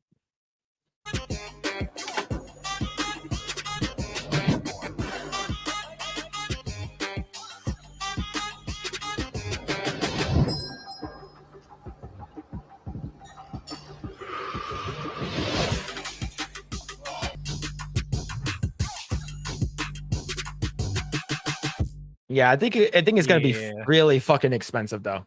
I think like the Yeah. fact that like people are gonna be using it for work. They like they need to make it like, oh, you can get it for like $200. Yeah, sure, it'll go mainstream, but I don't think it's there yet. In my opinion, I don't think so. Yeah, Mhm. especially here in the Philippines, if you bring something like that, you're basically telling robbers outside, "Hey guys, rob me. I have a lot of money." That's what you're basically saying. If you're gonna wave that kind of thing equipment around, Yeah. it's incredibly, yeah. It's such a 1% device, in my opinion. Like the reason Yeah. why smartphones took off is that it's something really, really practical and really multifunctional. Back when the iPhone made touch phones really, really the mainstream. Plus, they drove down the price all the way down to make it really cheap, to make it affordable. So they need to. It has to reach that point if they really want to mass market that kind of device. Yeah. I would say people are gonna start trying it, but if you think about it, like people are already using the that VR thing and walking down the street with it, right? And they're using it to Here drive and stuff like that. not the Philippines, not really. There are people who are interested, but I noticed that the people are interested have lucrative jobs. It's not the mass audience. People like most people don't even know what it is. It's people usually who have a high salary who think, oh, I want to buy this VR thing. So, but yeah, it's only for those people, which is a very, very small subset here in the Philippines. Yeah. See what people are saying. I know that let's see are you serious? VR is amazing. Well, I haven't touched VR since like 2016, so it's been a long time. But yeah, it could be really cool now. Like I see a lot of people do like VR chats, like in like going to like VR, like they download different like avatars, going through Yeah, it's VR right chats now and stuff. it's yeah, it's like, oh, you can make the online meetings between companies much more interactive or much more robust. But the price point, like imagine you have to pay like $2,000 per employee just for them to have that device. Yeah, it's like, nah, a Zoom meeting is fine. That's how it goes for now. Yeah. Let's see. Lenore Varela, that's her. Super smoking hot. I'm looking at a Lenore picture right Varela. now. I'm looking at her right now. What is she from? All right, my safe searchers. I need to turn it back on. All right. Who? All right, here we go. Where's she from?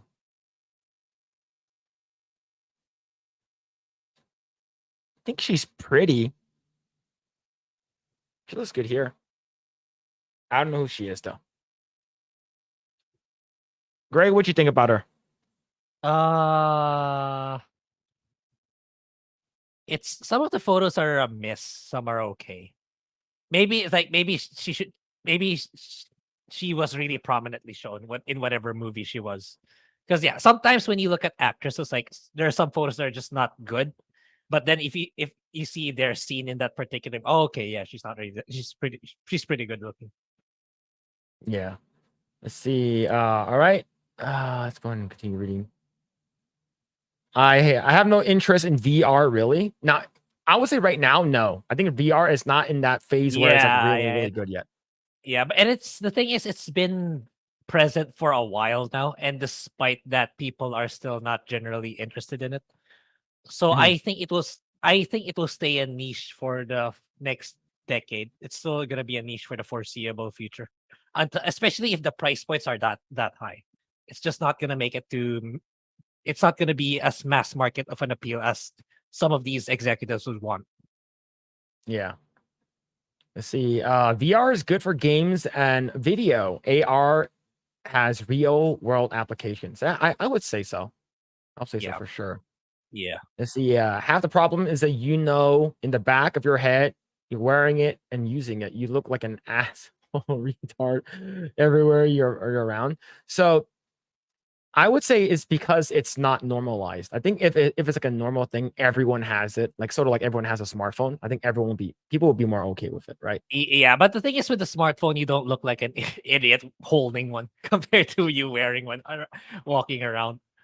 But yeah.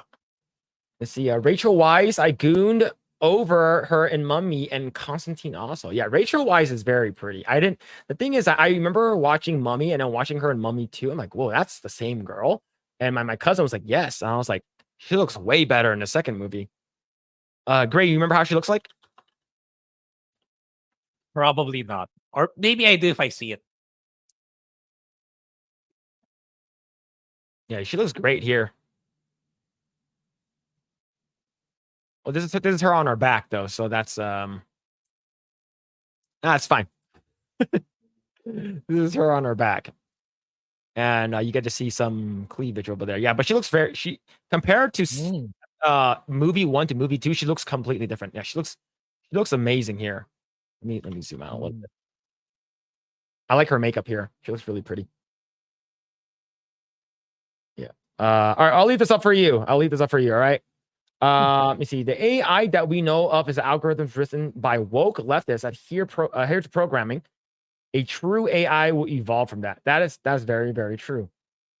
Let's see. Waiting for AR glasses combined with AI to make everyone you see nude. I wish there's a way to turn like that. There's a setting or a filter. Turn off fat people, old people, ugly people, kids, girls ages from 18 to like 55. Looking for C cups and above. Like there has to be a filter, because imagine if you see everyone naked. That's there's a easy way to go to jail. Very easy way to go to jail. Let's see. AR with the Steam Deck is like playing on a 130-inch screen. Just a projection. Oh, I see. Let's see. VR, you can get motion sickness from the start. I recommend getting the neck patch with the ginger chew candy, the fan blowing at you when you use it. Over time, the sickness goes away.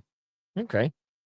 Yeah, probably learning. But yeah, it's like each time it's like when I wonder what VR is like. But when I think about buying the device, especially for PlayStation, it's like, I'm willing to shell out the same money as I would buy another PS5.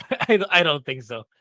And the VR games they're expensive, man. They're like $60 to $70. And if you watch a YouTube video, it's like it feels like, nah, I'm not paying that much money for this, because like you don't get to experience it. You're just watching it in a video form. I know it's different, but I feel like that's way too much money. Yeah. See, Rachel Weisz on her back is great. Yeah, true.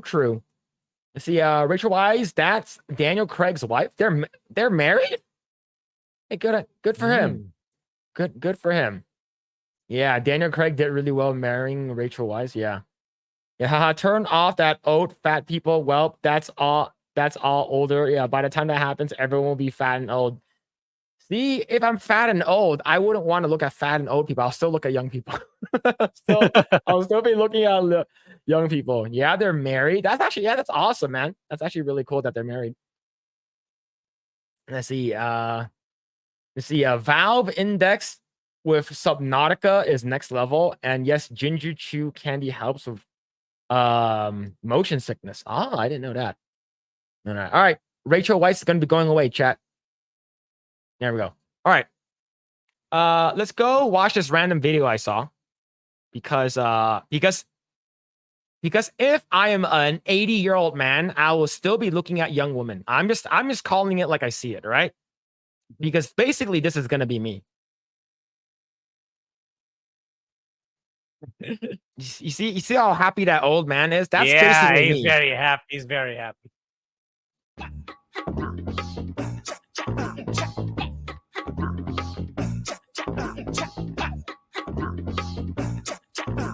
Yeah, what's that? Oh, yeah. Oh.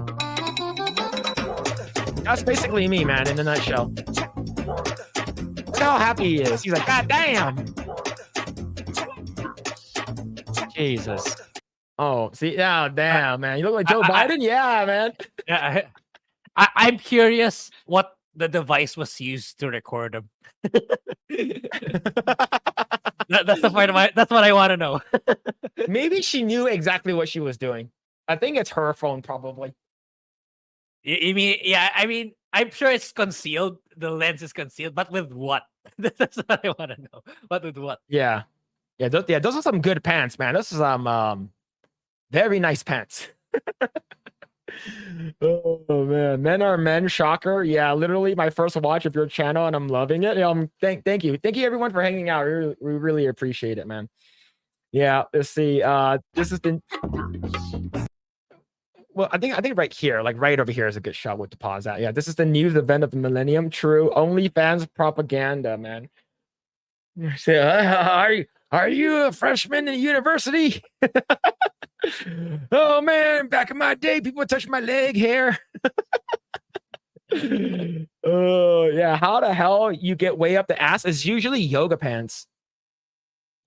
There's yoga pants that actually like you can buy from like that the ass is sort of like stitched up like that a little bit more than it usually would. Just keep the video playing in the background. Oh shit, man. All right, chat. And all right. I'll give you 5 more seconds. I'll give you 5 more seconds. Big Venus. Get everyone in chat will have a big Venus right now for sure. See that? Look, I know this video is blurry, but you can tell this guy's like fucking happy, dude. Yeah. Oh shit. This guy's like fucking yeah, man. This is my favorite coffee store. I love this place. All right, there we go. All right. So let's go ahead and talk about our next topic right over here. Grae, what have you played Dragon Age? Yeah. I love the. Yeah. It's a BioWare game. It's really. Especially the first one. And controversial, I also like the second one, despite its flaws. But I keep trying to like Inquisition. They made it so open world and MMO-ish. It gets so boring really quickly. That's what I feel. Now, so the reason why I'm asking you is because I've never played any Dragon Age game. But I do want to talk about Dragon Age right over here. It comes to us from Dat Park Place. It says Dragon Age the Veilguard game director who describes himself as a queerosexual gendermancer claims game is inherently queer. What the fuck is a gendermancer queerosexual? He made up his own class. Oh my god, dude. Oh man. Oh geez. Okay, so BioWare announced that it's renaming its upcoming Dragon Age game from Dragon Age Dreadwolf to Dragon Age Veilguard. At the same time, it's been brought to the public attention that the game's director is a man pretending to be a woman who supports BLM. He also believes the game is inherently queer. Okay, in a blog titled Next Dragon Age has a new title, the BioWare explained that the change in the title is because they did not want to put the focus on the enemy, but rather the player and his companions. The blog was detailed naturally. The Dreadwolf still has an important part of the tale, but you and your companions, not your enemies, are the heart of this new experience. So to capture what this game is all about, we changed the name, as the original title didn't show just how strongly we feel about our new heroes, their stories, and how you'll need to bring them together to save all. Thetis, we proudly introduced to you Dragon Age the Veilguard. No, man. See, so and the cinematic continues, but now we want to tear down that veil and destroy the world. And we're the only ones who can stop him. So I'm assuming there's a lot of gay stuff in there. So Grum's actually talked about it over here too. He says, BioWare Dragon Age has been renamed from blah, blah, blah. New gameplay trailer debuted June 11th. So that's in a couple of days. I'm hoping for a great game free of modern politics. Oh, so right over here. Let's go ahead and bring this up. Trans woman, she, her game director. Hosts are protected. Trans right. Oh man, exciting news. Yeah. This does not bode well. Grae, how do you feel about this, man? Yeah. BioWare went extremely downhill ever since Anthem. It's like they never got a chance to recover from that. Yeah, I was hoping this was the game that would redeem them. Like, because like it's been so long since we got our last Dragon Age game, and yeah, it's like I couldn't get into Inquisition because of like it. Just like it's such an open world that you have to do so many boring stuff to progress in the story. So Dreadwolf was supposed to be a follow up to the latest one, Inquisition, where one of your allies, he it at the end by the end of the final DLC of Inquisition, he betrays you and he becomes the main villain for this game, for this incoming game. But yeah, so because I think it's because I get why they made the name change, because like I think it's been way too long for newcomers to be familiar with what happened with the prior Dragon Age games. That's why they made this change. But yeah, they're gonna insert queer shit in it, so it's it especially these types of games heavily hinges on how good the story is and the writing is, and if they're gonna make it like it's about their gender identity, yeah, it's gonna destroy the immersion and probably whatever chance this franchise has. Yeah, but there's okay. There's right. It's all the way to Dragon Age 1. You can have homosexual relationships already, but I noticed that it becomes increasingly more apparent as every iteration of the games. Now that a lot of these DEI employees are becoming more vocal or becoming more aggressive, it doesn't surprise me that they're going all in for this latest entry. Yeah. Yeah. Well, I've never played any Dragon Age game, but the thing is that it looks like the game is getting gayer and gayer with each version coming out, and yeah, I think everything moving forward with a lot of these video game companies are just going to be extremely gay, extremely woke. Given the fact that we do know that Baldur's Gate 3 is gay and woke, but the game is really good. The story is pretty damn good, and it won Game of the Year last year, and it definitely deserved it. But the thing is that the gay stuff, it's you don't see too much of it. You have to go out and look for that gay stuff. The only one that you actually really get is when you in Act 2 when you rescue the angel, and I forgot that girl's name already. The daughter. So that's when you get the gay stuff, but it's not really like thrown in your face. It's like, oh, I'm gonna have hardcore lesbian scissoring sex with my girlfriend here. It doesn't have any of that. But the thing is, like, if it's like front and center and like they want you, like one of the main characters is like basically super gay. I'm not sure how Dragon Age plays, but like it's gonna turn a lot of people off. Yeah, Dragon Age Origins plays a lot like BG3, but not as complex as BG3.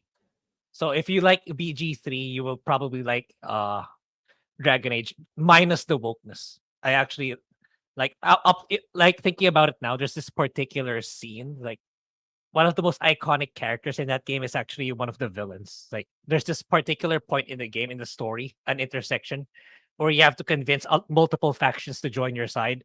I still remember that his voice acting there was really, really good. It was, yeah, and also like there were some heavy hitters back in the day, like Tim Curry. Tim Curry was one of the major characters in Dragon Age 1. He's also one of the iconic characters. But yeah, memories of when BioWare was really, really good. There was a time when I thought BioWare can do no wrong. They did. What other stuff did they do? BioWare. Mass Effect. Already. Mass Effect. Ah. Yeah, Mass Effect Okay. trilogy is also really, really good. But yeah, but it's like I want to do videos about BioWare games, but maybe I'll start with Kotor. Let's see how it goes. But it's just that RPGs are super long, so I really need to plan it out carefully if I want to cover Western RPGs too. Yeah, makes sense. All right, cool. Let's read some comments. Let's see. Grae out here defending the booty. Yes. Seems like Grae is an ass man. If he can pick only one, he'll choose the butt. In my opinion, that is the correct answer, though. That is the correct answer. Hey, baby, there's something else stirring in it. It ain't my coffee. It ain't my coffee. Yeah, true. Oh shit. There's my new wallpaper. Did I showed the chat my wallpaper last week. It's still the Mhm. same wallpaper. Let me know if you guys want to see it again. I'll bring it up again. I gave Nikkei a shot yesterday. So I reached the part where you were mentioning where the first character dies. Yeah, I felt kind of bad in that portion. Yeah, right? It's like the first 15 minutes Yeah. of the game. You're like, damn, this sort of sucks. Feels Yeah. bad, man. Yeah, it's good, but like after that, like the story, I don't even know the story. I just want to unlock all the characters, especially the one with the big Yeah, titties. it's like when after the prologue, like the voice acting kind of stops. That's the kind of the lame part. It's that you're Yeah. just reading text moving forward. Yeah. Yeah, let's see. See, I am out on that next game. Yeah, that sucks, man. Like sometimes there's a lot of Yeah. new games that you're looking forward to, and you're like, oh man, I wish they don't put any identity politics in there and stuff like that. But if it's like an optional thing, I think it's fine, right? As long as it's not like, oh, this really, really cool item is locked behind a quest. And then Yeah, that quest I is like, think you we have might to- be seeing footage in the X. I get the feeling that they might show their first gameplay footage in the Xbox showcase tomorrow. Yeah. Oh yeah. Maybe I should do a commentary video of the Xbox showcase. I get the feeling they're gonna show a lot of games. So unlike Maybe the some state Halo of stuff. play, yeah, or some Gears. I think people are banking on like a Marcus Phoenix collection for Gears. So yeah, hopefully Pretty cool. Microsoft gets. Yeah, I really hope Xbox does a rebound tomorrow and makes people excited again. Yeah. Let's see. It's a subclass for mental illness. Yeah. Let's see. True. I like the idea of gendermancer. Imagine if like you're a gendermancer and you can decide who's a male or female. Like if I had that power in like Dragon Age, I'll make everyone female, with big ass titties. Oh shit. Lord Botha says, I loved all 3 Dragon Ages and was ready to shill for this Yeah. one after 10 years, and then they do this. Yeah, Deep shit. Yeah. I even like the second game got a lot of criticism because it was just developed in like 2 years and it had a lot of stuff lacking compared to the first game. But like, damn, I finished that game like 4 to 5 times. Yeah. Let's see. If you though non-binary was wild, if you thought non-binary was a happy gay month, yeah, true. Oh man, let's see. I will still play Dragon DAO and DA2. The rest, not so much. Yeah, Yeah. DAO is really the GOAT. Like before Baldur's Gate 3, that was for me. That was the best tabletop game I've ever played. Yeah, Baldur's Gate 3 is really good. Let's see. If the original devs and writers are no longer with the company, it is nothing but a fanfic with the backing of the big corpo bucks. Yeah, just Dragon Age in name only. Everything is completely changed. See, AAA games have really gone to hell. Yep. Because now they're quadruple A games now. True. Gay and woke can be not bullshit. Yes, that is true. Story has to come first. Good narrative and good story has to come first. Good character writing has to come first. Everything else comes after. I think that's the most important. I think Dame Aylin is her name, and she's a really cool character. I like her. I like her character a lot. I do like the vampire guy. I forgot his name already. He's very cool. He has a sort of he's super gay and flamboyant, but like I like his character a lot. I made him into a super vampire in both of my runs. Let's see. Very little gay stuff, but it is a choice. Yeah, if it's a choice, then it's fine. I think if it's a choice, then that's fine. As long as it's not like a mandatory thing. Yeah, but I'm really annoyed about the new game. God damn. Look at that Last of Us 2. Yeah. That's gonna be Game of the Year for the Game Awards this year. The Last of Us Part 2 remastered. That's gonna be Game of the Year again. Yeah. Yeah, let's see. Fuck, I want to play Jade Empire now. I don't know what that is. Yes, it's really good. It's really no. It's a very old BioWare game where it's martial art. Yeah, I finished that game 4 to 5 times too because that's how much I loved it. It's a martial arts RPG. Yep. It's really good. Let's see. I agree. Weaponized DEI ESG bridge is dumb. Yeah, they know it. Yeah, they're doing this just because like they want people to get mad. Yep. See. Gendermancer. Everyone is a big titty Fuda. No, not Fuda. I didn't say that. Oh, Grae, you know what that is, right? I don't have to tell you what that is. Yeah. Yeah. I see. Grae knows. Grae knows what that is before I did, probably. Let's see. They let the inmates run an asylum, then gave them jobs in the entertainment industry. Yeah, true. Mhm. All right. So, next one, let's go and talk about our next topic right over here. Next one is sort of new. This happened yesterday, and a lot of people are sort of upset. Grae, what have you heard about, or what do you know about the Esport Awards? Not that familiar, if I'll be honest. But I do know esports as a model, it's not doing so hot. Even if you say like comparing it to like Ludwig's esports team or Charlie's esports team, I'm pretty sure they're incurring net losses. So yeah, it is what it is. But okay, yeah, I have no idea what's going on in that scene recently. So yeah, it'll be a first reaction for me. All right. So this is not necessarily the video that's important, but we can watch the video as well. But here it is. This comes to us from X Esports Awards. We are delighted to announce we have entered a 3-year partnership with the ESWCGG, bringing our esteemed award ceremony to the Esports World Cup, the world's largest gaming festival. The Esports Awards will come to you live from, I think, wow. Riyadh, Wow, Saudi Arabia, Saudi on Arabia. August 24th. Stay tuned for the information on voting categories. Now, a lot of people are actually really, really upset. I don't think we need to watch this video. It just sort of shows like what's basically people are there. The location of where The awards are being held? location is Saudi Arabia. It's Riyadh. That is what making a lot. That's what's making a lot of people really pissed Okay, off. I can see why, especially in the West. Okay, I can see why. Okay, Now, but It's a okay, vast you industry. you tell me you can tell me the details. But I think I have it in my head why people are upset. Okay. Okay, so if you scroll down, people are like, okay, you got over here. It says, I love how this exposing double standards companies and LGBTQ grifters when it comes to China and Middle East. No one calls to a protest from any of the prominent flags and pronouns activists. Okay, now this is the person right here. This is one of many. Way to make it known that you don't care about the LGBTQIA plus player. Yeah. Just time for Pride Month. Yeah, a lot of people now. Let's go ahead and actually go to view post engagements. Quotes. First one.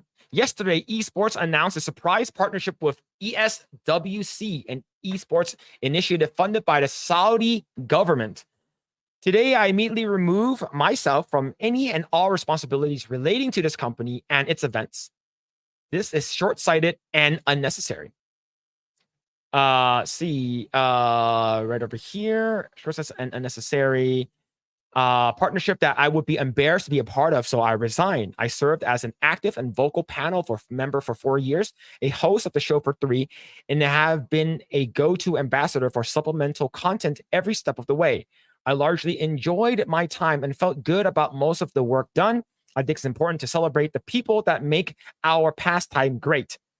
All of the people, much love. So that's one person. And if you actually go on the actual what they allow and what they don't allow, LGBT rights in Saudi Arabia, homosexuality is illegal and punishment is death. It's banned for gay marriage, imprisonment for censorship, and gender changing is illegal. So, Grae, how do you feel about this? There's more that I'm going to go over, but how do you feel about this?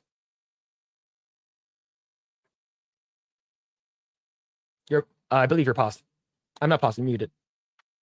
Yeah, when you mentioned Saudi Arabia, I already know the discourse. 100%, I was right. So yeah, the thing is about esports, this may be a hot take, especially for people who love esports.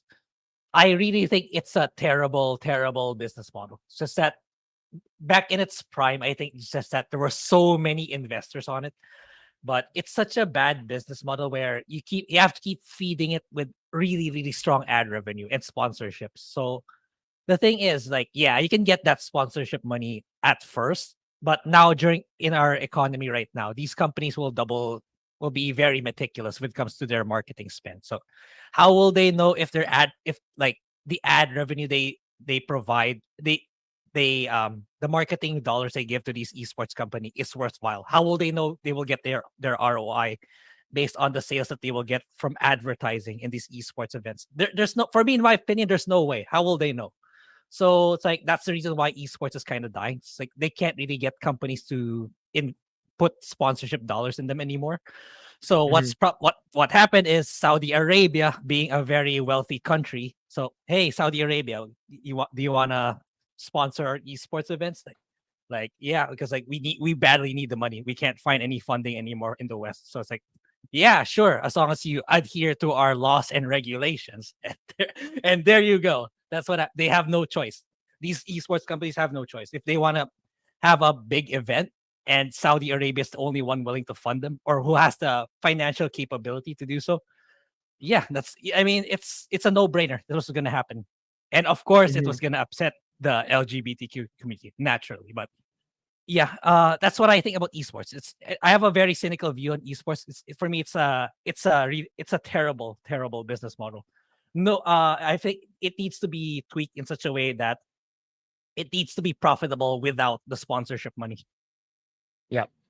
Yeah, they have all that oil money. So if you guys don't know, Saudi Arabia has been diversifying their portfolio recently, right? They have a lot of gambling companies that they just bought up. They bought video game companies. A company that I work for got bought up by a Saudi Arabian prince. So that's basically my parent company that I work for. And then you have a bunch of and Dragon Ball Z theme park is opening in Saudi Arabia. So they're getting really, really, really big. And it's going to be like the entertainment capital of the world, right? So like that's what they want it to be in. But a lot of people are very, very mad, right? Right over here, using this as a reminder to say that if you haven't yet, go watch this video and share around. The more people who understand why this is bad, the better. I left the link in the below. Let's see right over here is another one. Reminder that Saudi Arabia is buying influence in the entertainment industry, video games in particular. Saudi Arabia punishes human rights activists who try to bring attention to the crimes of their government. I spent 4 years at Esports Award Committee. I resigned this morning. I'm extremely proud that the siege scene pushes for a welcoming, tolerant, and inclusive place for all. There are values. I'll always fight for them. Yeah, a lot of people are mad, big mad. Yeah, I can imagine having it, man. Like, there's a bunch of people are super, super pissed off. Now, yeah, that's okay. Now, I actually up the equal decks. This is the official website where you can actually see all the laws. Right, blood donation, gender affirming care. Those are the only two things that are legal, but everything else is banned. Intersex infant surgery, conversion therapy, adoption. Adoption's illegal. That sort of sucks. Discrimination, no protections. Changing gender, illegal. Censorship, non-binary recognition, housing discrimination, military. Age consent is NA, and the total equal decks out of 100. Is 16 out of 100. So this is a lot of people are basically super, super pissed off right now. Now, a lot of people are like, well, this is pretty bad. Right? This is pretty bad. And for me, I'm like, you're not just going against a company, you're going against the country. You're going against like it's not happening, guys. It's not happening. About it, a very, very wealthy country, if I may add. Yeah, it's not happening. It's like that's the thing. It's because the esports business model is really bad. It's a terrible thing. Like, you're gonna have to like lick companies' ass for it to happen. So they ran out of companies to find here, sadly. But yeah, they had to turn elsewhere. And guess who has the money to be able to make it happen? Saudi Arabia, apparently. Yeah. Yep. So now the thing is, I do want to check like Russia and like all these other places. Right. Here's the thing. Go ahead and put Russia. Let's see. Are they that strict? They're even worse. However, you get lesbians and gays, bisexual, and transgender people. Military. Banned. Lesbians, gay, bisexual permitted. bisexuals permitted, transgender people banned. So basically, lesbians, gays, and bisexual can be in military. Is just transgenders are banned. Adoption dates, but they have a lower indexing score. So Russia is pretty bad too, right? Now, if you look at China, China is relatively high, 49 out of 100. Gender affirming care is legal. Age of consent's legal, right? Censorship, state enforced. Homosexuality is legal. Civil unions, so gay marriage is legal over there. And if you go back to Russia, varies by region. So yeah, the thing is that the fact that you have China is more lenient than Saudi Arabia, but yeah, it's we'll see where esports are gonna go moving forward. But I have a feeling that a lot of people are just like pissed off right now. Like for me, I don't really care what this company not companies do, but especially countries. Like you can't really have a say in anything. You can just go online and talk shit about it and stuff like that. But like if you were to go out there to that country and publicly come out saying that you're gay or lesbian, like your life is at risk there, man. I wouldn't do that. But the thing is, a lot of people who are complaining work here. They live in the US, right? And they speak and they type in English. So I don't know, man. How overall, like, do you think it's going to change at all with Saudi Arabia, or you think this is No, nothing for them in it? absolutely not. Like there, it's like it's like as my main point always been is the business model of esports. Like it would surprise me if they all fade away in the near future. They all just get discontinued. It has to be something. It has to be something else that's driving the revenue, because like how it is now, it's really not. It's just a way to. It's just a way for the companies to market their products, but they should. It's like whatever money these companies give to the companies, like expect it to just go down to zero. It's not the same as like sponsoring for like an NBA or the Super Bowl. It's not. The returns is just not there. So yeah, these esports companies had no choice. They really didn't. It's like these people complaining about why Saudi Arabia. It's probably because no one else is willing to fund it or to accommodate them. Not at the scale that they wanted. So yeah, it was either there or it doesn't happen at all. Yeah. Yeah. It's it sucks, like it's because I do have friends that are like part of the LGBTQ community and stuff like that. And like, let's say if it's a country, man. If it's a company, yeah, voice what you want. It's like, okay, vote with your money. But like, if it's a country, it's part of their religion, right? Like, it's part of their religion, and they're not gonna like it. So, yeah, for me, yeah, good on them. Just what, quit. Just voice your concerns. You know what? I'm not gonna be working for this company anymore. Just quit. Right? Yeah, I understand. Like principles and your livelihood is important. Yeah, it goes against your beliefs. If it goes against your morals that much, then okay, yeah, I get it. I get their anger, but in terms of the business model, I'm pretty sure, 90% sure that they had to do it, or else they get no funding, they get no space. Yeah. All right, let's see what the chat has to say. I know that this is a spicy topic, but it has to do with video games, so I do want to actually talk about it, and I'm glad that we did. I think this is something that we should talk about for sure. Let's see. Right. Let's see the Esports Awards. To be honest, I haven't watched anything esports in such a long time. I don't really care. Yeah. Right. I would say like the last thing that I really watched was like Evo. Right. I do like Evo. Evo is cool. What about you, Grae? Yeah. I do watch a little, like sample, like I see clips online. Oh, this really epic match from this guy versus this guy. I watch a little bit of those. I dabble a little bit, but the whole event, not really. Especially me, I play single player games a lot compared to multiplayer games, so it doesn't really appeal to me as much. Like, yeah, if esports has a future, in my opinion, it's gonna be like how all these companies do it. It's all digital. Why bother setting up a venue, setting up all these logistics, really expensive, by the way? You can just set everything up online. That's probably the future of esports, in my opinion. Yeah.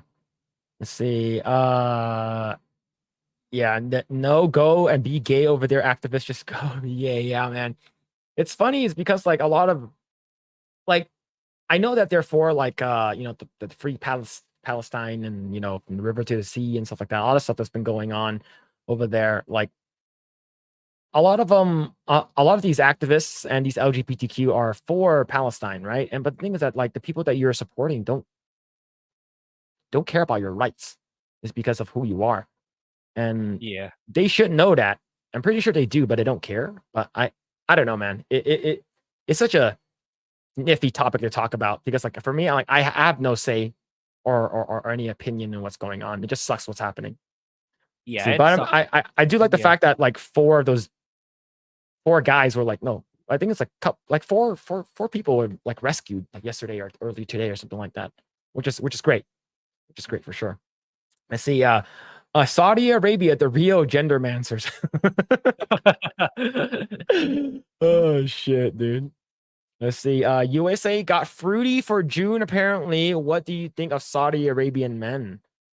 It's a religion thing, dude. Like it's Yeah. like It's like it's their that's yeah, go ahead. yeah, that's religion is something so innate. If it's so deeply entrenched within one person already, it's like no matter how hard you try, you can't really change their minds anymore, let alone an entire country. Yeah. Let's see. They haven't been making our pastime great though. We have proof. Yeah. Yeah, definitely. I think the last time that I really, really thought esports was cool is the Daigo and Justin Wong moment. The evil at moment 27 or something like that. I forgot what number it was, but that shit's great. Great, you know what I'm talking about? The Daigo parry. I'm not sure. Maybe not. You don't. Yeah, probably not.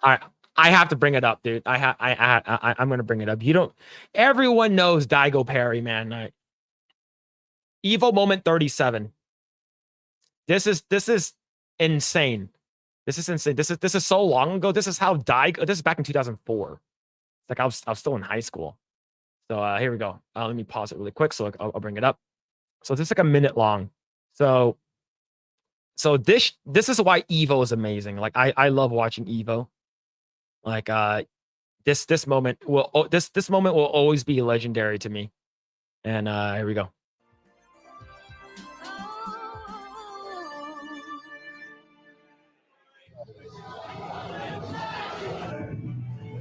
Rare footage of Daigo actually angry. So Daigo is Ken. Justin's turtle style. Overcome Rao. Now on the verge of putting Daigo down 1-0. Any hit right here, any hit he'll get. Even he's blocking, he'll die.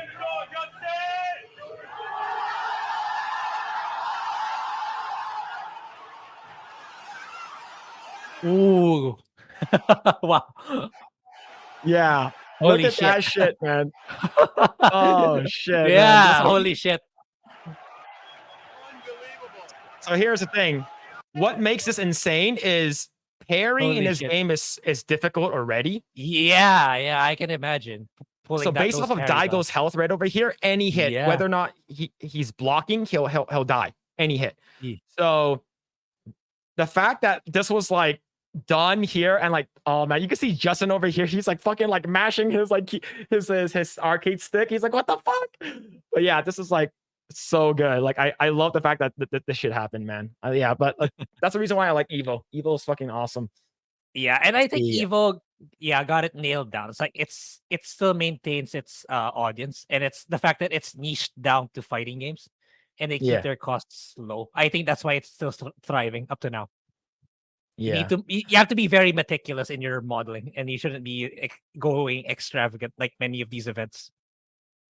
Yeah, I love Evo, man. Like I love Sonic Fox too. Like I know that he's like woke as hell, but like he's such a great player. And he's a he. I always call him he because that's what he was when he got super popular. I know he goes by they them now, but like Sonic Fox has always been really fucking good. Daigo, he's not that great anymore, but he still would be considered a legend for me. Like he's really fucking good.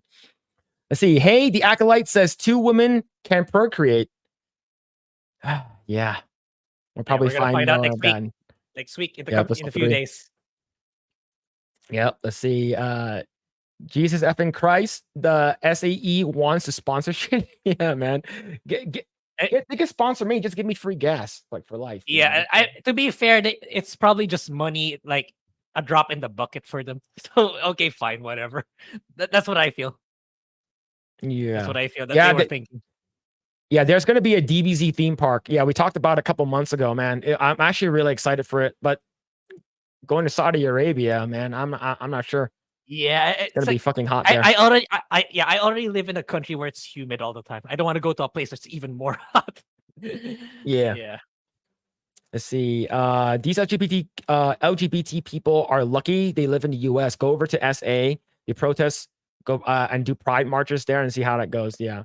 Like Grae, I'm not sure if you saw, but there's actually like pride parades going on right now that are being Yeah, blocked by I know. Palestinian Yeah. protesters.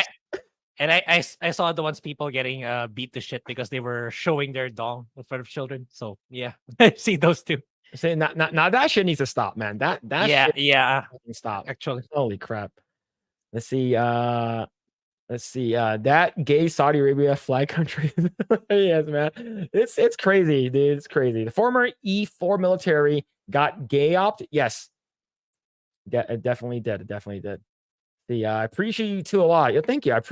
We appreciate each and every one of you guys for still hanging out. I know that my camera isn't working. I actually tried to fix it earlier. It's not working. I probably have to restart my computer, but that means that the stream, unfortunately. Yeah, you have to cut the stream. Yeah, it's fine. Yeah, it's fine. The fact that we have a total of 98 people collectively, because we're also live on X and we're also live on Rumble too. We have a little bit over 100 people hanging out. So if you guys, Oh, holy shit! Yeah, that's a lot of people on X. Actually, yeah. we have like what 52 people on what's it called again on YouTube right now. So the other 40 something is on X, which is a lot. Thank you for hanging out. Really appreciate it. Let's see, China wants workers. It's religious in Saudi Arabia and Russia. Yeah, that makes sense. That actually makes a lot of sense. Yeah, because Chinese people aren't really religious over there. Yeah, they're not. See, I would hope that crayon chewers, aka Marines, are okay. Maybe not though. Yeah, I'm not sure how our military is gonna do anything, man. Let's see. Bro, I'm offered at DBZ theme park. Yeah, me too. I wish it was opened here instead, but Saudi Arabia like probably paid like billions of dollars to get the IP over there. But yeah, see, then they wouldn't have to change the Islamic religion. Yeah, that's the only way that they can that will change. If the religion is gone, which is not going to happen. I believe right now the most popular religion is Muslim. It's like I believe it's like 40-something% of the world is like Muslim, which is a lot. Let's see. Kingdom of Saudi Arabia does not bend the knee to alphabet people openly, but behind closed doors, some enjoy man-on-man nude wrestling. Send me some videos. I want to see this. I want to see this, man. Oh shit.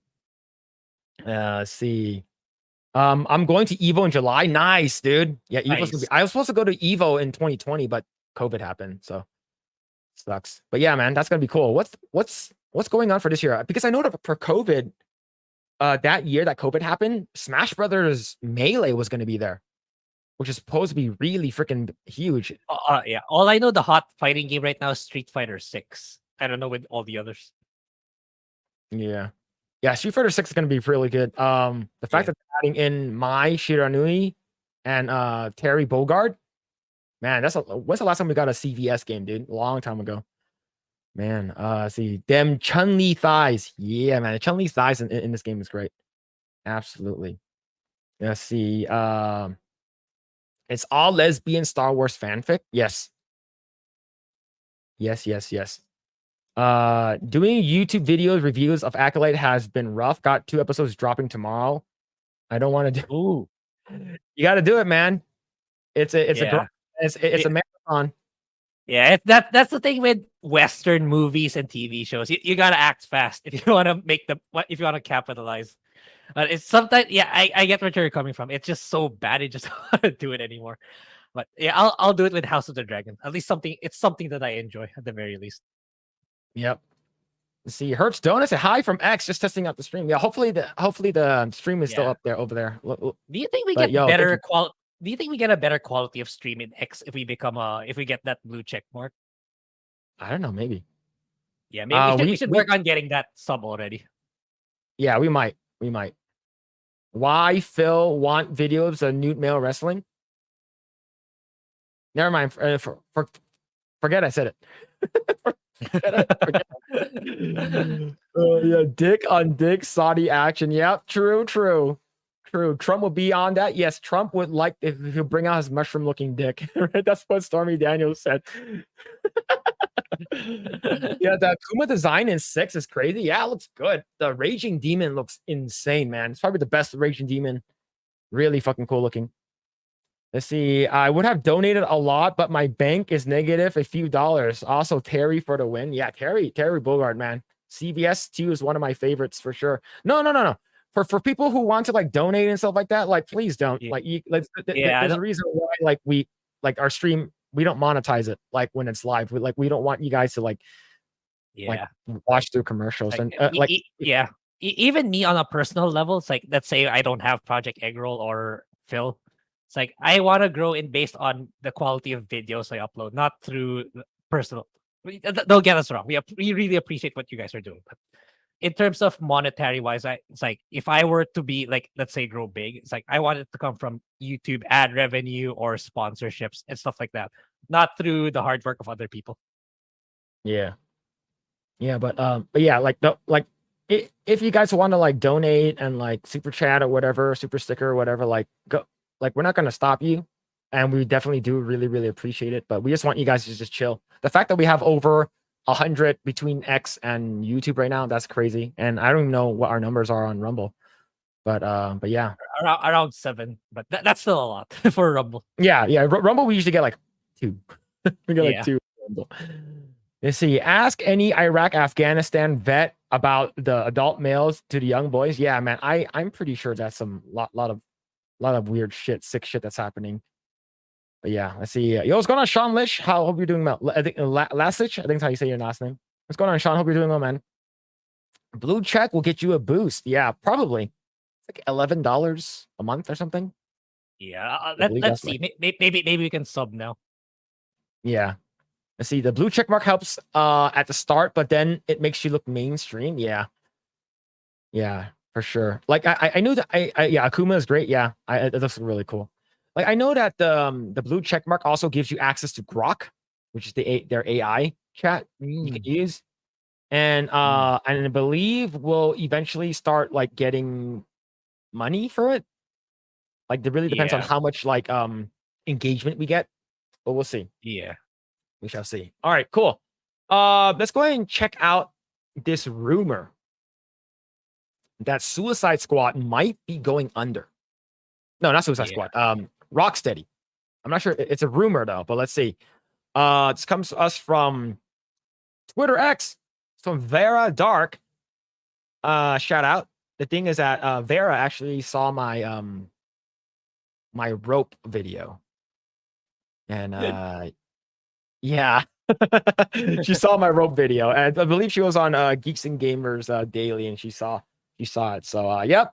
Anyways, while it says while I do not usually speak on insider information I receive, I think this is one we all have pieced together ourselves. Warner Brothers is internally talking about closing Rocksteady or halving their 250 employees after Suicide Squad kills the Justice League's bomb. Just last month, David Zaslav announced that it lost them $200 million. Holy shit. That's a lot of money. Yeah. That's insane. I've heavily covered the Warner Brothers games and Suicide Squad Killed the Justice League since the release because of what it represented for Warner Brothers games and a beloved franchise. When it was greenlit, we were seeing a giant scramble for studios to create live service games, and this one released too late, plus the content did not resonate with players. Rocksteady Studios co-founder and studio heads also departed the company back in 2022. Rocksteady is a shell of a company they used to be, and we saw this happen recently with Embracer Group and Volition, a company that had 30 years of experience under their belt, and it sounds as though Warner Brothers is planning to pull the plug on Rocksteady too. They have no other games publicly announced, and there does not seem to be any confidence in them anymore. Even back in 2016, we got the Batman Arkham VR game that was developed by Rocksteady, and the new Batman Arkham Shadow VR game is being done by Camouflage. Only time will tell. Doesn't seem like the future is very bright for Rocksteady. And in the Summer Games Fest, they also showed off a new Batman VR game. I'm not sure if Yeah, that's the I've same seen. one. Yeah, I'm not sure either. But that's not gonna save them. Yeah. No way. Uh, Yeah. Now, here's the thing, though. This also furthers with Forbes. Report Suicide Squad Kills the Justice League dev knew it was all going wrong. If it was, Absolutely. if you knew that it was going wrong, why didn't you try to fix it? It's probably mandated by the. I don't blame them, honestly. I blame more like David Zaslav and the executives. Like, no, you got to do live service because we're gonna make so much money from live service. And if you're a dev, you can't really say you can't say shit. It's like Yeah. no, yeah. It's like I know some people's take. Like I know Asmongold's take on Redfall reasons. Like he partly blames the developers. Like for me, honestly, nah. It's like even though if you're like a high position developer in the company, it's like at the end of the day, it's still you still adhere to the business executives and the shareholders. If they really want to push live service, you can't really do shit about it. So that's Yeah. probably what happened. Yeah. Yeah. So now the thing is, I blame the developers for going with Sweet Baby because they rightfully went with that company to do their is this woke enough, is this and then they're like, oh, let's change some stuff, right? But the thing is that they Yeah. owe themselves, so you sort of have to blame. They're both to blame, in my opinion. Yeah. I'm not saying the devs are completely clean, but it's just that your game already sucks. Then you spent consultancy dollars with these fake consultants, so you made it even worse. Like everything that could have gone wrong, you guys actually did it. How not to develop a video game? You basically followed the handbook. Yeah. The official Jason Schreier, that's how you say it, about the failure of yet another live service game is out. The time-focused Suicide Squad Kills the Justice League, which I would argue has been the worst disaster of them all. The Rocksteady live service superhero shooter debuted to horrible review scores, peaked at half Marvel's Avengers concurrent highs, and now averages under 500 players a night on Steam. I actually want to see let's take a look. Steam charts for it. Steam chart. Spring. Nope, that's Steam charts. Okay.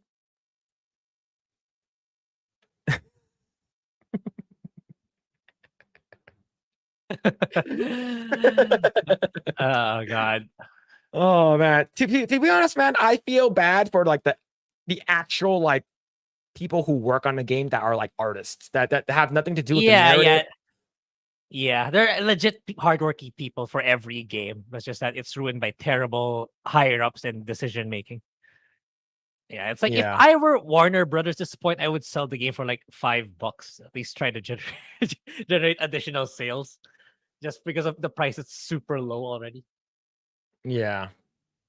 Oh man. All right, let's see. That's really bad, dude. Like, I hate to say it, but it's pretty obvious. And what it seems to always be happening with this sort of thing, bad management making bad decisions, and that badness being known by the devs themselves as they were making it, but it just couldn't course correct. I absolutely recommend that you read the entire piece. But what struck me the most is just how much the on-the-ground dev Jason talked to knew this was going to happen from to some extent, as baffling decisions kept being made and the devs kept asking themselves the same questions fans were. Rocksteady hired people without telling them they were working on a live multiplayer game, and those hires questioned why exactly the studios was departing from its single player roots. Many devs left as a result. Staff wondered out loud why the game had transitioned away from mostly melee combat, asking the famous, why does Captain Boomerang shoot guns? Why does he shoot guns? Oh my Everyone god, has to dude. shoot guns in the game. They're trying. Even I think even they're yeah, trying. even go the ahead. new Joker DLC has Joker with a gun. Like it could have had any other more creative weapons that's more appropriate to Joker, but he also has a gun. Yeah, it's sort of like, oh, Deadshot. You're gonna use a stick. You're gonna use a stick to kill people. But I'm good with guns, yeah, but you're gonna use a stick. At one point, there was an elaborate vehicle system where you could upgrade cars and bikes for traversal, but devs wondered why that existed because all characters had city bounding traversal mechanics already. The piece said it was scrapped, but it did live on a little bit in the form of odd missions with flying rocket firing cars that serve no real purpose. An entire support squad member at the home base Gizmo was devoted to the car concept despite them having close to no part in the game. Rocksteady leadership scrapped large chunks of the script, which seems obvious in the final product, and the studio co-founder Stefan Hill admitted he hadn't played much Destiny. The clear leader in the live space that has spent close to a decade learning how to avoid the pitfalls in the genre. Of the genre. Hill, along with his co-founder Jamie Walker, left the studio before Suicide Squad was finished, and they've just announced they're making, you guessed, a single-player game this time for Xbox. Yeah. Yeah, I think that's a win for Xbox. I think Microsoft really needs it. Yeah, but yeah, it sucks that it's people down below suffering from the terrible decisions of upper management. Yeah. Yeah, but Yeah, I don't think Destiny is a good business model either. I know they haven't been doing that well either. I know we just talked about Bungie several months ago that they're not doing so hot. But anyway, yeah, live service is just too saturated already. People should go back to making smaller scale games. Yeah, just JK said it right here. Suicide Squad was doomed from the start as Rocksteady had never done a live service game before. And this fact that you have a single player game with live service stuff is just doomed to begin with. Now, let's say if this game was never a live service, I think the game would have been fine. Live service turns a lot of people off. Yep. People hate microtransactions. And yeah, if they really want to do live service, you gotta follow Korea, man. You gotta follow Nikkei. Absolute fan service if you wanted to have a fighting chance. Like, look, Nikkei is still doing really well up to now because it's pure fan service. But if you do live service, terrible game, and you make it woke, like who's gonna be your audience at that point? Yeah, true. Let's see what people have to say. See, what good is Grok? Well, ChatGPT is free, so I don't know. Like, I'm not sure how good is Grok. Like, I've never tried it. I've seen because we never subbed to it. That's why. Yeah, I've seen Dan Vask and Beardo Beardo on Bro Science like play with it like live on stream. I think it's like something that you do for like 10 minutes and you're done. Right. Let's see. Paul says I have a 250 million American dollars in my back pocket right now. That's huge.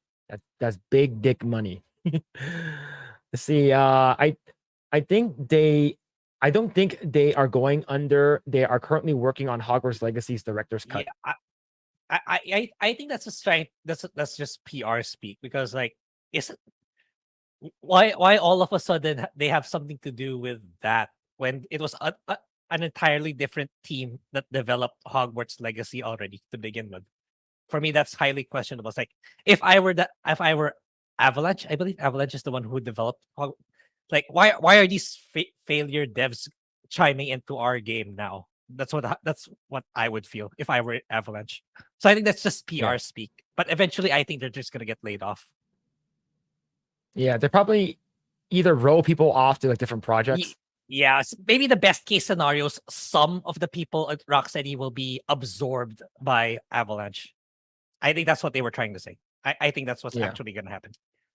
And it's not the Avalanche division that worked on Hogwarts Legacy that was they went out. They basically went bankrupt or they laid off a bunch of people or something like that recently. It was like a different branch of Avalanche. But yeah, let's see. Sweet Baby Inc. It's like rectal cancer. They destroy companies. They do. I wonder if people will still go with them moving forward. Right, knowing what a bad rap they have. I've been in a situation where it's all going wrong, and if you want to stay making good money, you don't question dumb ideas. Yeah, people, yeah, like don't question the methodology. Just you don't ask how the sausage is made. But the thing is that sometimes if you don't speak up, like your game fails, and then ultimately you get let go. But Yeah. I do know where you're coming from, though. I actually understand. I see. Redfall was probably just a test run write-off for the upcoming Blade game. Is that from Yeah, Insomniac too? Yeah, I'm getting confused now. It's like I also thought Insomniac's the one developing the Blade game, but it may be Arcane. Wait, okay, I gotta look it up. But yeah, it's the people that made single player games in Arcane already left, so I'm not really optimistic either for that Blade game if it's ever made by what do you call this? If it's made by Arcane. Yeah. Yeah, let me look it up. Oh See, yeah, it's made Hogwarts by It's Legacy. gonna be made. Yeah. Sorry. I was just gonna say, yeah, it's made. It's gonna be made by Arcane, but I'm not too hopeful. The good people already left. Yeah.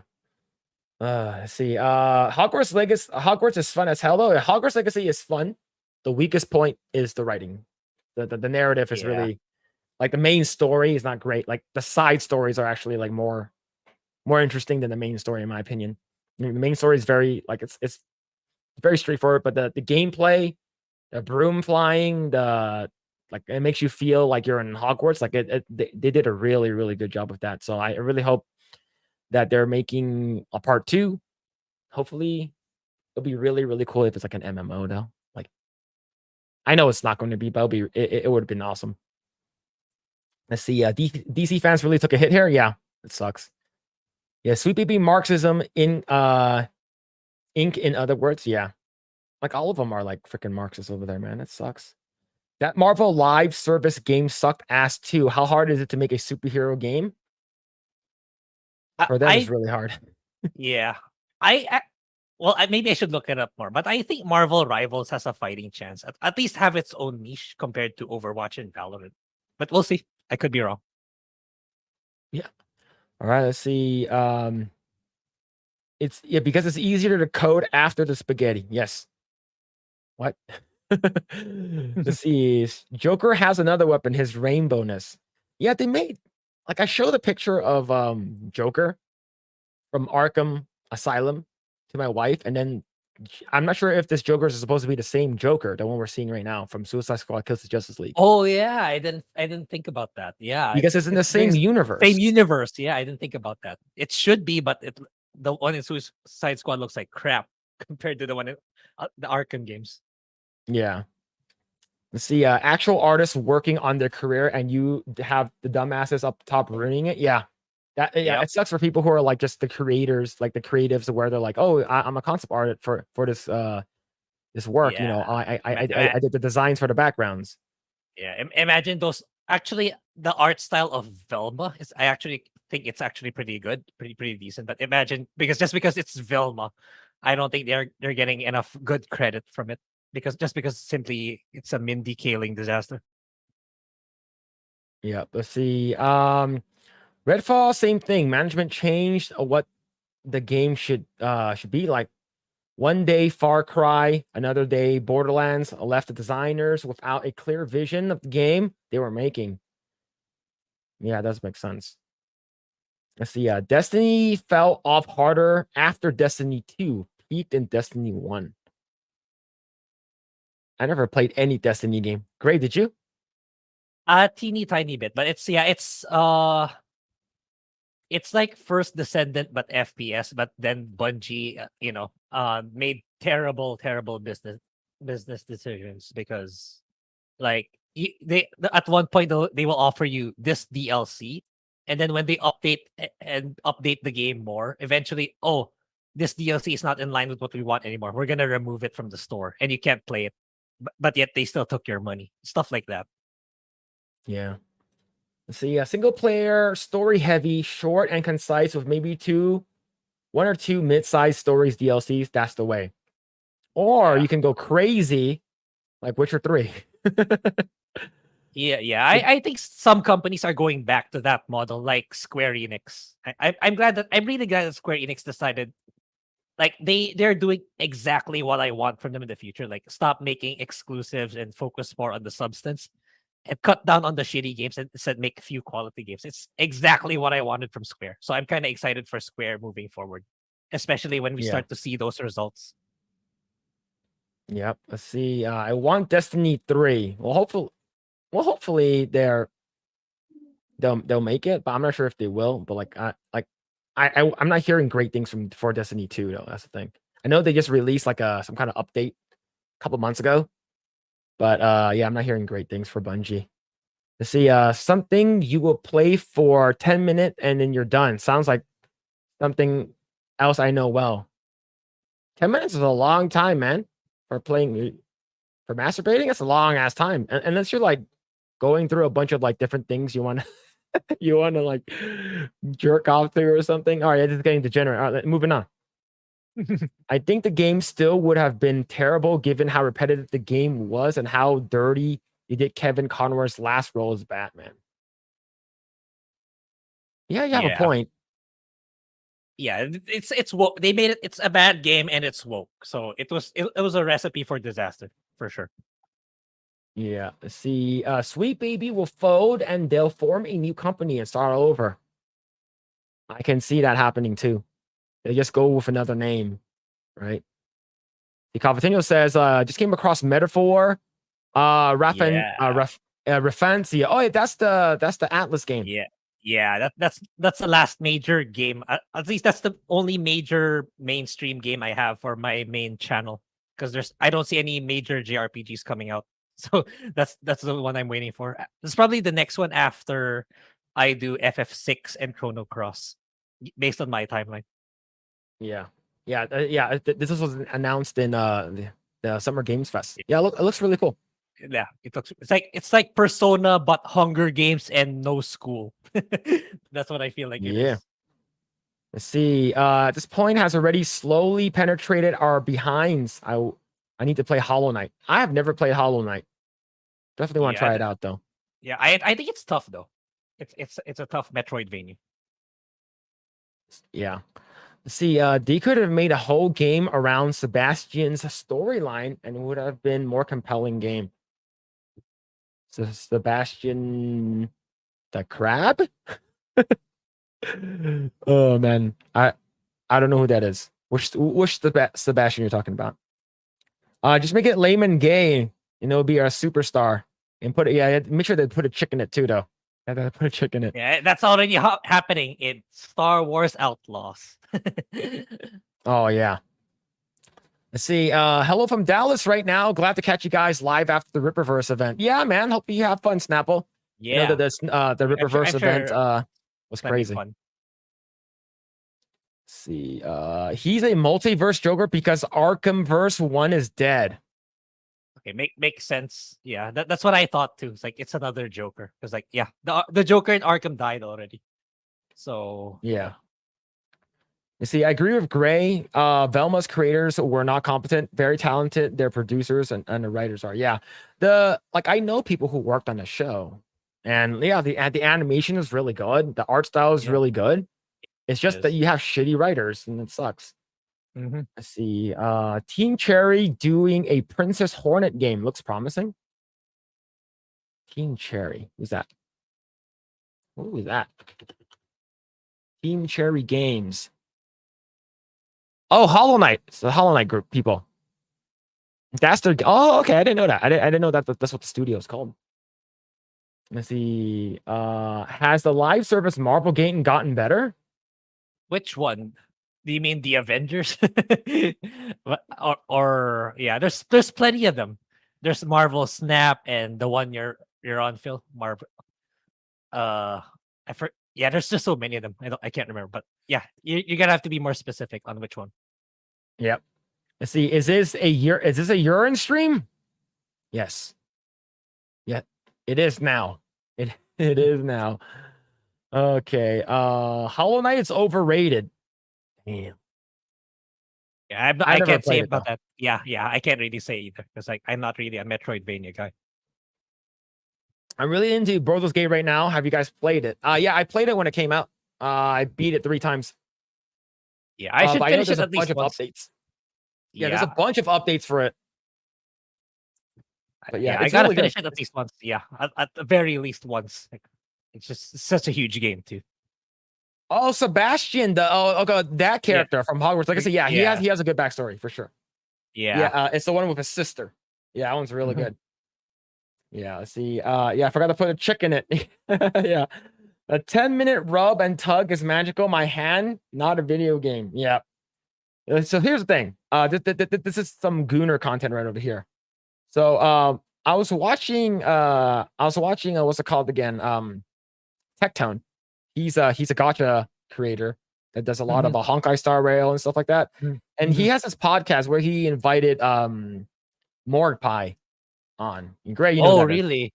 Yeah, Yeah. and they're talking about like Gooner and like hentai content and stuff like that. And she was like, what she's into. She's like, oh, I'm really interested to see how like guys do it. It's because I want to see if I can do it faster than them.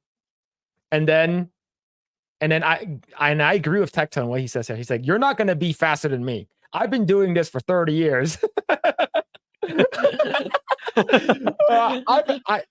I've been touching myself for 30 years. I know exactly and how fast I can make myself go. Like, you're not going to beat me on my own game, man. I was like, yeah, that makes so much sense. Oh man, see, I'm not sure how many people are playing Star Wars Hunter, aka Fortnite clone. If it's still alive, then I assume it's doing at least decently. Like, cause like it costs money to run those games. So if it's still alive, that means it's doing decently. Yep.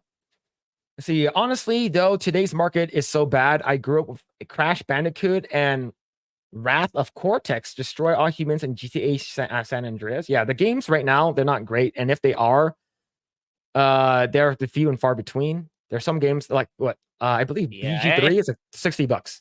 Yeah, if you have like a PS5, I recommend, and you miss those types of games or gaming back then I suggest you you anticipate what was that one? The final game announced in State of Play, Astronauts.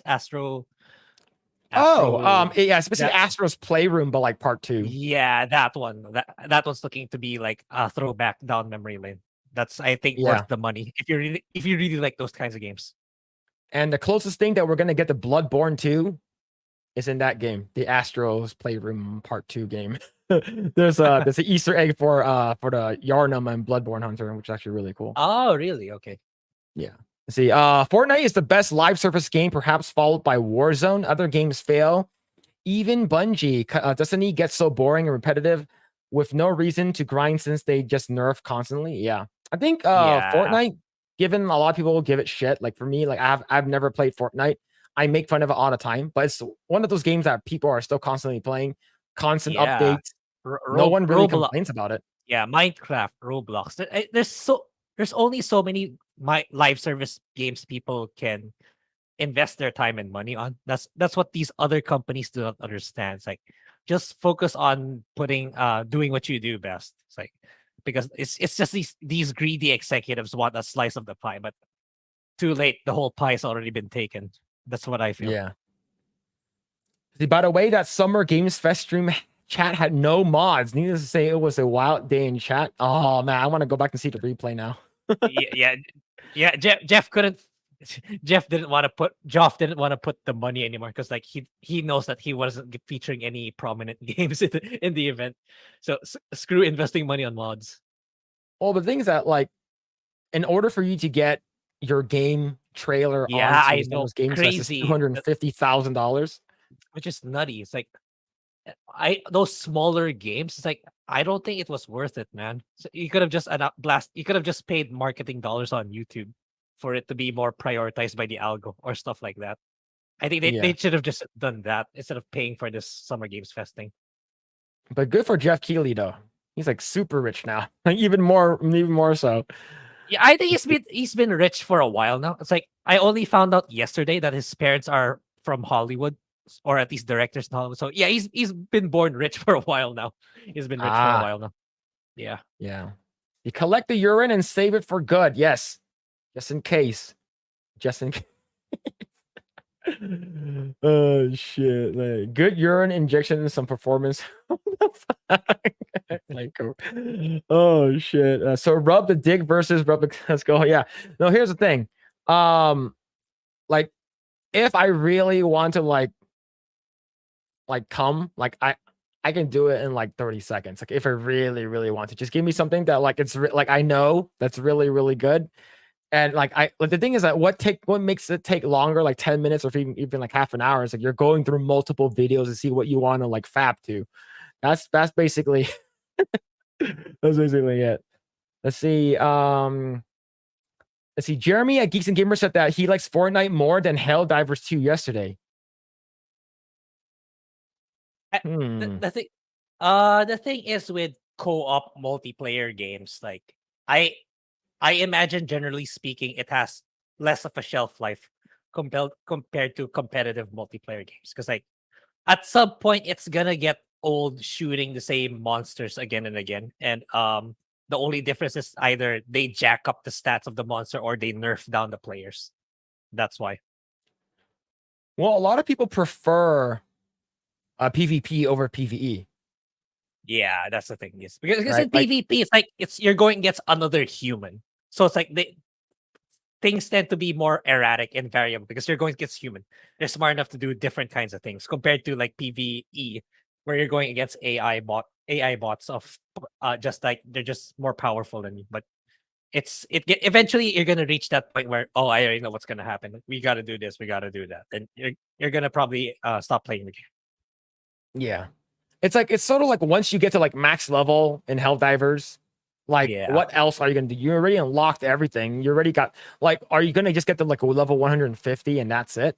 I do understand where he's coming from, is because the replayability for that game is high until you reach that plateau, and that's it.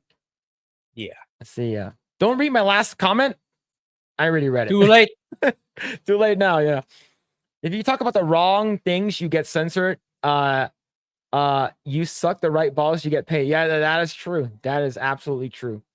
Summer Games Fest chat, I was watching through Gronk Squad, and we were spamming the pride flag and trans flag. Free Mazda and happy birthday Mazda. So much people who didn't know Mazda. Oh shit. It's a Helldivers 2 is boring PvE Fortnite, despite being Fortnite gets competitive, and those last 10 people remaining PvP will always be fresh, competitive, and replay value. Yep. Absolutely correct. Absolutely correct. All right, cool. All right. I'm gonna watch. There's two more things I do want to talk about. Grae, did you know that why context and perspective of camera angles is important? Do you know that's very important? Yeah. Okay. Yeah, so yo, what's going on, dude? Is it Gunpla Razi? Hopefully I say that right. What's going on? Yeah, so context and camera angle is very, very important. And here's why. Is because if you have the wrong angle and wrong context, it could look very, very strange.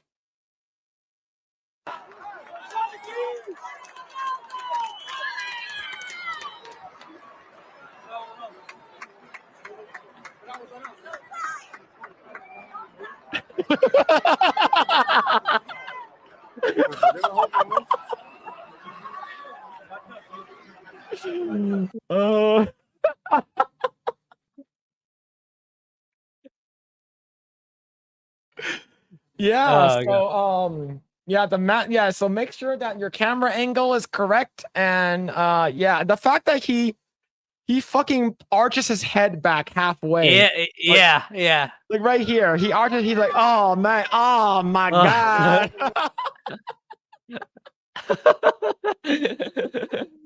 Oh shit, man. Oh shit, man. It's like, hey, you hurt? Let me yank one out for you, man. Let me help you. Two old dudes come and like basically pull. Oh shit, it's the funniest shit ever, man. But yeah, very important to have correct camera angles and context. Super, super important. Now, jerk injuries suck. Oh no, how did it happen? Oh no. Yeah, that's why everything is shit, or just context angle? No, but yeah. Oh fuck. All right. So this is the last thing I want to talk about. So Grae, have you been to Disney World? Like the one in I Florida. I think I did. I think. I say that with I'm not sure, but yeah, probably. Yeah, so I guess there's a girl who's getting a lot of shit and she's mad about it. But to be honest, I don't even need to play the audio to understand why she's upset. So yeah, there we go. It's time to stop body shaming other people. I was at Disneyland today. I wanted to have fun with my siblings, but our day was ruined by all the people that were making fun of the size of my body. And the worst You see that lady? Like, what the fuck? That lady over there is like, God damn, her ass is big. So yeah, so this Brazilian butt lift, you know how they do it, right? Yeah, I think I do. So basically for people in chat who don't know, they basically take parts and fat parts from other parts of your body and inject it into your butt. Yeah. And you can do it over and over and over again. That's why it's the Kardashians, they do that. I think this is a Brazilian butt lift. I don't think this is implants. This looks really dumb. Yeah. The thing is that like her ass is probably as big as that other girl's ass who's like 400 it's pounds like, when she wants like an extra seat on the plane. yeah, it's like how will she fit on the rides? That's my question too. Yeah. Here's the thing though. Like imagine oh man, she's like having intercourse with her significant other. It's like her ass is so big that you can't even put it in. It's like, what the hell, man? This is overboard, right? This is extremely overboard. Yeah, it's overboard. Yeah, it's fat shaming her fat ass. Yeah, like if it was like, okay, you see my mouse? If it's like right here, it stops right here, it would have been fine. Like you added in an additional like 5-6 inches on your hip. And it's so unnatural too. You monsters? Look, I'm not saying that she doesn't look. I think just cover her hips, like cover. Okay, just put your hand over her butt. She's very attractive from the hip up. She's a pretty girl. But then when you remove that, you're like, what the hell is that, man? Yeah, it's like I wonder if she's going to be complaining about, hey, my ass is too big. I want an additional seat on an airplane. Yeah. Looks totally normal, totally natural, right? Oh yeah. Yeah, I put a dump truck in my ass. I need to respect my fat. All right, let's continue. worst part is that they teach their kids to do the same. They kept taking photos of me, they gave me bad looks all the time, or just kept laughing at me. I know you may think that I am exaggerating, and that is my fault for being a big... You see that kid? Wait, I did it. Okay. Look at this kid in the glasses. Look at that kid in the glasses, all right? He's like... And that is my fault for being...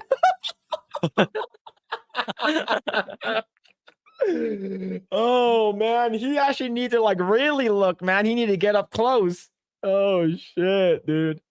A big girl. But this is literally what God gave me, and I have to embrace every single he didn't. Absolutely not. That is not natural, dude. Yo, that is not natural, man. This is what God gave me. If this is what God gave you, then your stomach would be fat too. Yep. Like your stomach would be fat, your arms would be fat, but I guarantee you took all the fat from your stomach and you put it in your ass. Man, yeah, this is insane, dude. part of me. Even if you have a condition or you look different, you shouldn't get bullied for the way you look. I would Everyone never is talk looking. I'm looking. negatively about someone else's appearance. Like I'm not even looking at her. I'm looking at the people who are looking at her. Like look at this girl right here. This girl with the pink hat. I mean, look, if we were both there, we would do the same things. Like, Yeah. Yeah. For me, I'd be like, God damn. Okay, here's the thing. Yeah. When I'm gonna start doing this on Coomcast IRL. I already talked about it. I made a what's it called again? A poll on my own personal Twitter. Once I hit 500 subscribers on my own personal channel, every Wednesday I'll be doing stuff like this. So like this is sort of like I guess a sneak peek. How big is too big? That is like overly. It's too big. Like 4 days ago, it's like it's so big, like you can't even like grab it like entirely. It's so fat. But yeah, Grae, is this too big for you? Absolutely. You have a Coomcast with followers? My own personal channel, Mr. Phillip Chan 2. Drop he's almost there. Yeah. He's almost at 500. Yeah, I have I need less than 40 subscribers and I'll hit 500. But yeah, we'll be talking about like stuff like this all the time. Respect is key. This should be a safe place where everyone feels comfortable. And I wasn't doing anything, just existing. Everyone At just the end of the looking. day, I just wanted every to have fun person that like passed by everyone the else. camera. If you don't like something, stop hating and keep it for yourself. It's time to stop. Yeah, like look, there was this guy over here. He's like, he walked by, even the mom and the daughter. Every person that's coming in the camera is like, yeah. See, I'll be like, see, if I was a kid, I'll be that kid in the stroller. It'd be like, damn. Oh shit, man. Like, see the girl with the sunglasses. Come on, don't touch her ass. Come on, let's go. Come on. Right? If you look at like people who are looking at her, like look at the guy with the light blue shirt and his parents. Oh man, dude. Like that lady over there is like, geez, that's way too big. That's way too big. And you see that kid with the white shirt in the back. Imagine her trying to sprint. She'll probably trip right away. Yeah. Yeah, right. Yeah, she's literally dragging around an additional like 50 pounds, like 25 pounds per cheek. Yeah. Like, see, I'll be that kid in the white shirt. Say, Mama, look at that ass, is so big. He's like, stop looking at that. And then she looks, she's like, wow, that's really big.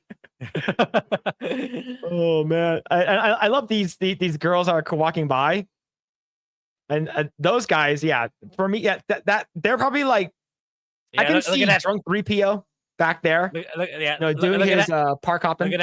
Look at that selfie stick with them really having a time of their life. Oh, we gotta get this. Look how big her ass is. How she wipe? Yo, she needs like she needs like a bidet, and like she doesn't even need like 2-ply. She needs like a 4-ply like toilet paper. She needs the Japanese toilet where the bidet shoots from right the very below. Because the normal bidet can't reach.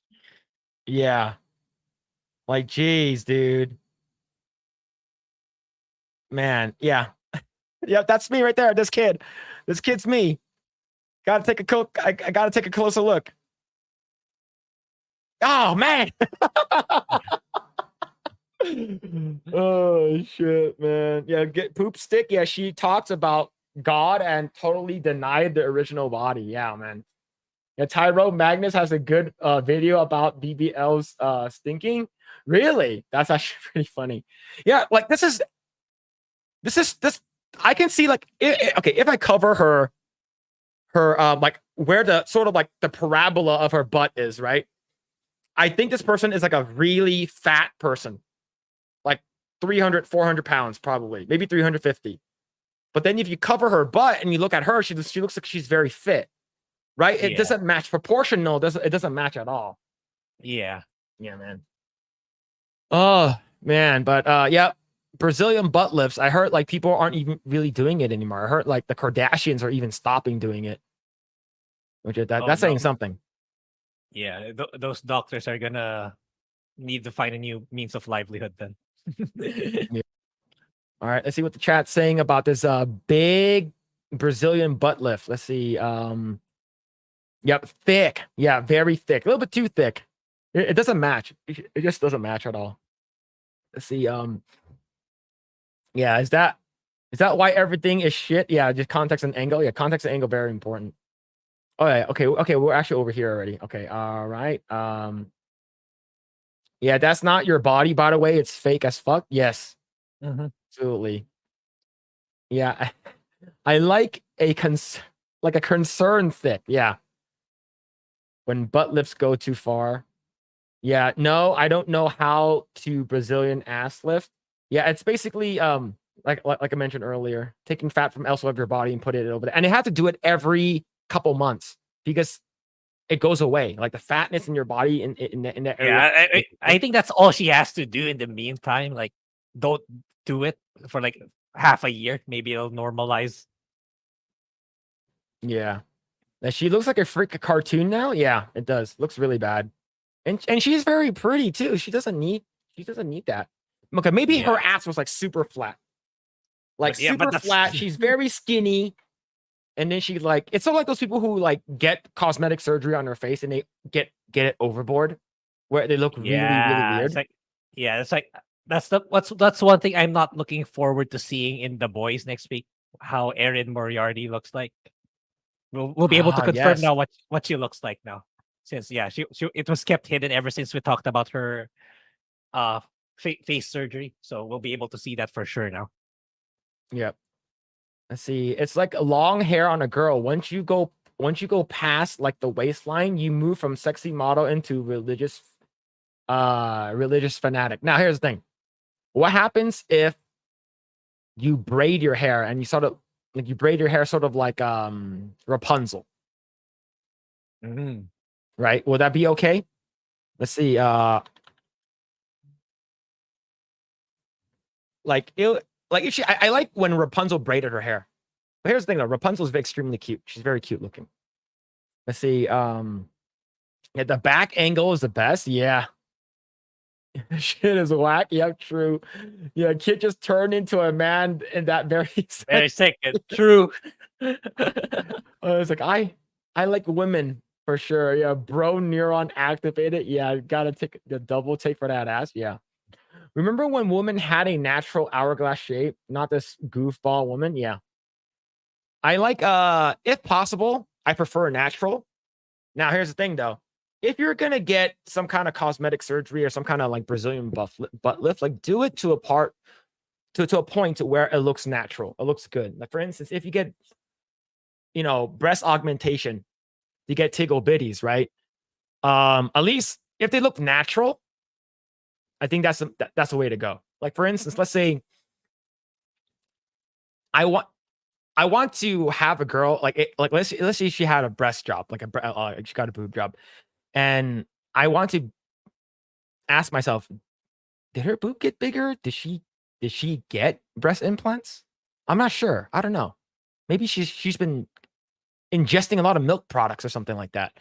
Versus, oh, she definitely got a boob job. Like it needs to be like that. Like you want to wonder, right? It's sort of like when what's it called again in with the Broly movie with Dragon Ball Z or Dragon Ball Super, where Frieza wants to his Grae. Do you know what Frieza's wish was? No. So Frieza is canonically really short. He's like 5'2" or some shit, right? He's pretty damn short. He's shorter than Vegeta. His wish was to grow an inch or two. Okay. And then people were like, wait, an inch or two? That's it? It's like, yeah. It's like, why? So why not just grow like a foot or something? He's like, are you stupid? If I grow a foot, everyone will know that I did something. I want to do it incrementally where they don't know. So they're like, oh, that makes sense. That makes sense, actually. So like he actually has a point. But yeah, man. Let's see. Yo, what's going on, 50 Sheets of Grayson? Hope you're doing well, man. Hope you're doing well. Yeah, God didn't give her that ass. Yes, didn't. Let's see. It's like she put a pillow in her pants. Yeah. I think she's just clickbaiting very hard. She knows what she's doing and she got to respect the grift. Yeah, if she's doing it for the grift, then Yeah, it's fine. yeah, for sure. Yeah. Let's see. Had a girlfriend with a huge booty, but not like that. Yep. Yeah, man. Needs the mountain from the Game of Thrones to take on that. Have you seen the mountain's girlfriend? No. Well, there's multiple of them. That's the thing. Which one? The main one, the most recent one. The biggest one. Not the first one, but the most recent one. Yeah, you might as well just show it because I probably don't remember which one of which is which. It's the one where he became a zombie. So the most recent one. Okay. So the mountain, I believe he's the mountain's height. The mountain is actor. The mountain's height. I think it says half poor Julius Bornson. Okay, he is how tall is he? Does it say height? Where the fuck is his height? All right, Grae. Okay, 6'7". He's a big dude. Wow. Yeah. Wow. This is his girlfriend. Okay. So I'm about 6 foot with shoes. So I'm probably up to his shoulders. Maybe his shoulders. Maybe maybe right where his neckline is. So she's probably like 5'9". No, not 5'9". Probably like 5'7", 5'6". But yeah. Okay. Like I would say the mountain probably won't be able to handle that ass. Because that ass is it's probably as big as his chest, his torso. But yo, the mountain, yeah, he's doing good. He's doing good, man. Good for him. Yeah. She's very cute. Yeah. Let's see. Look at her face. She's so proud of herself. Yeah. Let's see. I'm going to the comments, chat. Going to the comments. Let's see. That woman is just off balance. Yeah. Let's see. Toto engineers are scratching their heads after seeing her. Yes. Let's see. Let's see. You think girls like this see pictures of those Cinderella 1700s dresses are like, give me that. Let's see. Pseudo fat for fat fappers. Hey, there are chubby chasers. I'm not saying there aren't, right? Speaking of Rapunzel, Tokyo Disneyland has a great Tangled ride. Saw a clip on Twitter. Oh, probably want to check it out. My wife has never disappointed. No alteration, just pure solid women. Yeah, hell yeah, best thing that ever happened to you. Hell yeah, man. That's a big W for sure. The Fizo is dropping gems. Yep. The mountain is 6'9". Yeah. His girlfriend's so small. Well, he's just really tall. That's why. Yeah, he's just really big. That's why. Yeah. Yeah. I see. What's you guys most excited for from Games Fest? Which one? The summer. If it's the summer one, Joff, the one just happened. Probably the Phantom Blade thing. The rest is just okay. Yeah. For me. Yeah. Go ahead. Wukong. Yeah, but that's not a new announcement. But yeah, I that's in my wish list too. I'll probably get it for PC when it comes out in August. Yeah, I in terms of something new, I'm not sure. But okay, I love beat 'em up games, so I'm actually really looking forward to the Power Rangers one, the hop in, hop out one. Yeah. I saw that one too. Yeah, that one's really cool. The Dune game looks okay. I need to see more. Monster Hunter Wilds. Monster Hunter Wilds looks really good. Yeah. But yeah, it's there's a bunch of games that was announced, so I'm just looking forward to more stuff that's coming. I believe there was a gameplay trailer. It's like a 30-20 minute Wukong one, so I'll probably check it out Monday. Yeah, I'm excited for that Souls-like game, farm simulation, deck builder, side scroller. Yeah. Phantom Blade Zero looks pretty good too. Actually, it feels very like fast pace for sure. But yeah, man. Let's see. I'm excited for the Souls-like game. I think 6'9" people are higher and have 50% of chance of living past 60. Yeah, he's really, really big. Anyways, all right. So I don't think we have anything else. All right. Grae, what are you up to, man? Yeah. Yeah. Maybe I'll start playing Kotor starting today, right after I eat lunch. So maybe I can talk about what I mean, I think it's long overdue. Maybe it might as well be the time to play Kotor before Final Fantasy 6. Yeah, I'm waiting for the Steam sale because according to Steam trends, Final Fantasy 6 is about to get a discount in like 2 weeks. So I might as well wait for that. Then afterwards, I'll do Chrono Cross for the main channel. But that's still ways to go. But in the meantime, yeah, I'll focus on Kotor. Then maybe talk about what do you call this? Make video reviews about House of the Dragon. Then we'll talk about The Boys also and more Acolyte. That's about it. Yeah. I'm actually really, really looking forward to next Sunday. I can't wait for House of the Dragon. I think House of the Dragon is going to be really good. I'm definitely looking forward to it for sure. Let's see. Yo, what's going on? Austin B97. Let's go, Eggroll. Yo, thank you, man. I hope you're doing well. Yo, David McFarlane, thank you so much for the freaking gifted memberships, man. Holy crap. Thank you. Thank you. Really appreciate it.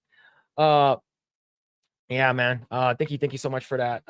But yes, thank you guys so much. I really appreciate it. I will be what I'm up to. I'll be starting continuing playing my playthrough of Elden Ring on Monday. I believe I beat the base game already. I have like 5 to 8 bosses that I haven't played yet.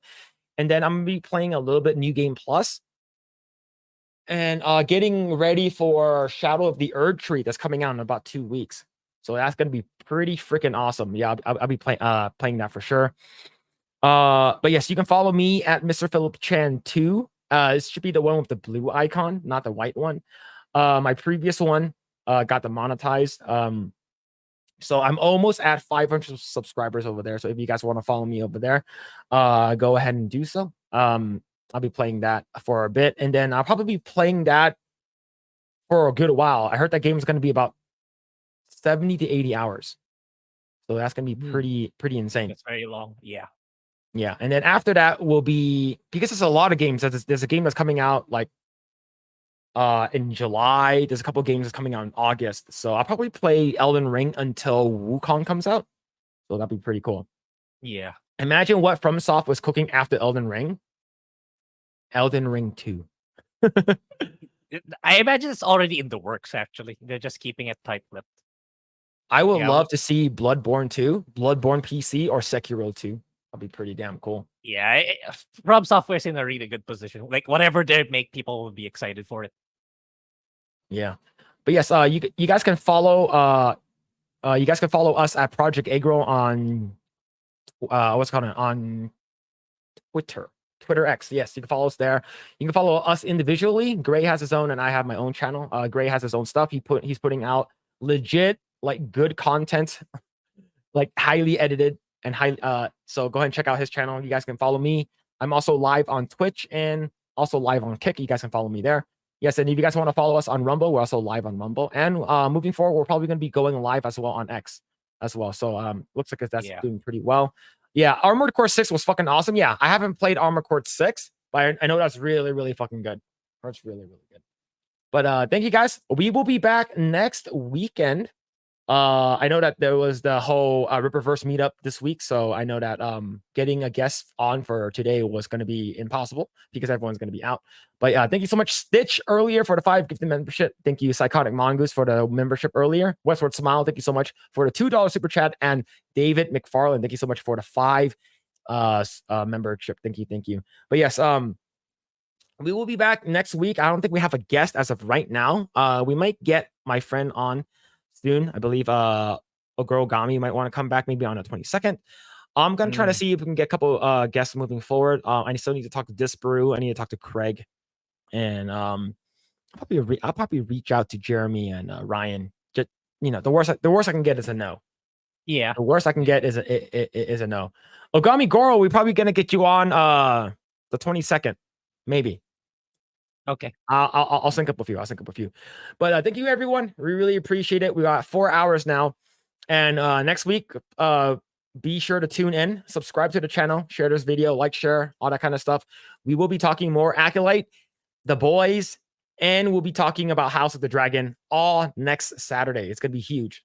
It's gonna be freaking huge next Saturday. But thank you guys so much. We really appreciate it. Hope you guys have a great night. We'll catch you guys next time. Bye-bye.